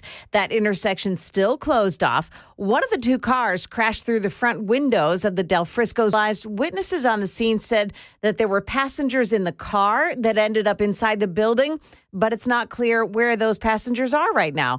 The car also may have been stolen. When it comes to our weather, we're in the clear for today, but it does look like tomorrow will be another stormy day in Middle Tennessee, with storms expected to arrive in the middle of the afternoon tomorrow and lasting into the evening. Now, heavy downpours, gusty winds, hail, and isolated tornadoes are all possible with the storm. Keep it here, and we'll break into regular programming to bring you any alerts. Well, the National Fairgrounds Speedway has postponed their season opener scheduled for this weekend because of the dangerous weather predicted. The opener now takes place on April 17th to the 19th.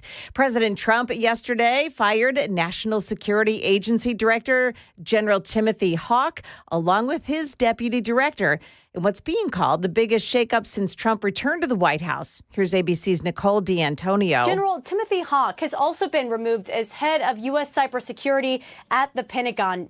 Top Democrats already demanding answers. Congressman Jim Himes saying that Hawk's firing makes us less safe And Senator Mark Warner saying, quote, General Hawk has served our country in uniform with honor and distinction for more than 30 years. At a time when the U.S. is facing unprecedented cyber threats, how does firing him make Americans any safer? Now, General Hawk's civilian deputy at the NSA, Wendy Noble, was also fired.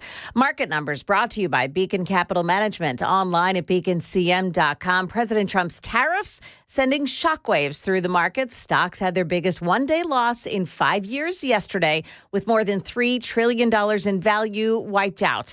It was the worst one-day losses for the S&P 500 and the NASDAQ since 2020. This harsh drop in the markets is only fueling fears of a potential recession. J.P. Morgan analysts have now updated their chance of a recession this year to 60%, meaning they think it's more likely than not. And we are starting to see other nations respond to these tariffs. China has now announced in retaliation they'll be imposing an additional 34% tariff on all products that they import from the U.S. That's ABC's Trevor Ault. Now, that announcement from China has sent stock futures flying this morning. We've got Dow futures. They're down 1,412 points. The NASDAQ futures losing 671 and the S&P 500 index down 188.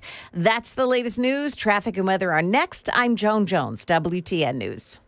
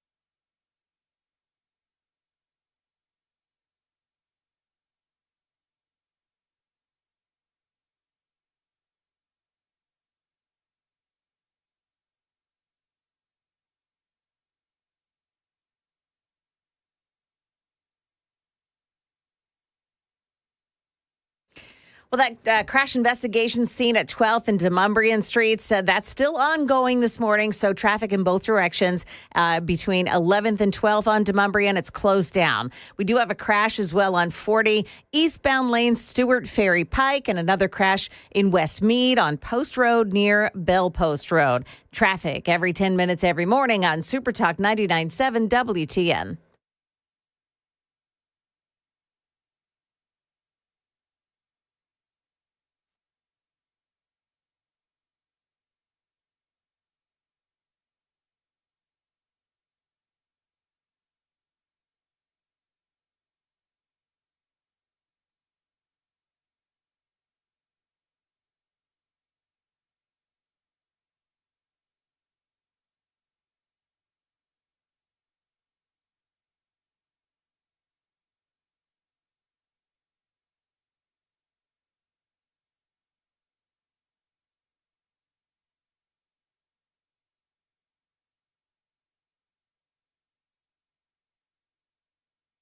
.706 Nashville's Morning News on Super Talk 99.7 WTN. Good morning to your friends. How are you? So there's a couple of news items we got to get to right away. Of course, we've been talking, especially the last several days, about the weather, and we've got more storms on the way looks like it's going to be overnight tonight, as you just heard. So today is going to be okay, but we do have storms overnight and I guess into Saturday. And so we have that to contend with on Sunday, high of 58 and some storms as well. So we have a lot going on weather-wise, and it just seems like we're getting pummeled by storm after storm after storm. Luckily, we got a break last night. There was an interesting story, and it turned out to be fake news. But I don't know, Joan, did you see the story? The Daily Mail and others were reporting it, that Elon Musk was stepping down from Doge. Yes. Did you see that? Yeah, they've been going on this for days. Just days. It's almost like as they're trying to talk us into a recession, the media, they're also trying to talk Elon into leaving Doge and leaving his role within the Trump administration. But I guess that turned out to be fake news. Well, I did notice yesterday that the discussion, so I watched the 5, and you can usually tell a lot from how they're framing a story. And yesterday they were saying things more like, well, he'll leave when it's the right time for him to leave. Right. It wasn't a denial of that story anymore. It was he'll leave when he's supposed to go. He has a couple of businesses to run, and he really does need to get back to that, but he's going to finish the work that he's doing now. So it seems like the discussion about it is softening a little bit. Well, I don't think anybody thought that Elon Musk was going to just stay around for forever. Yeah, leave his all those businesses and his business career behind to help, run Doge and the federal government and all of that. Right. I mean, nobody. I always thought this was a temporary thing. So for me, I wasn't really surprised when Elon, after dumping $20 million in that Supreme Court race in Wisconsin, it wouldn't surprise me at all if he said, you know what, I'm going to go do what I do best, and I'm going to go, run Tesla and so forth. But then it turned out, again, that was fake news. And I did notice that too, Joan, where it's not if, it's when. Right. And so, but I never thought that he was going to become a career, politician or whatever.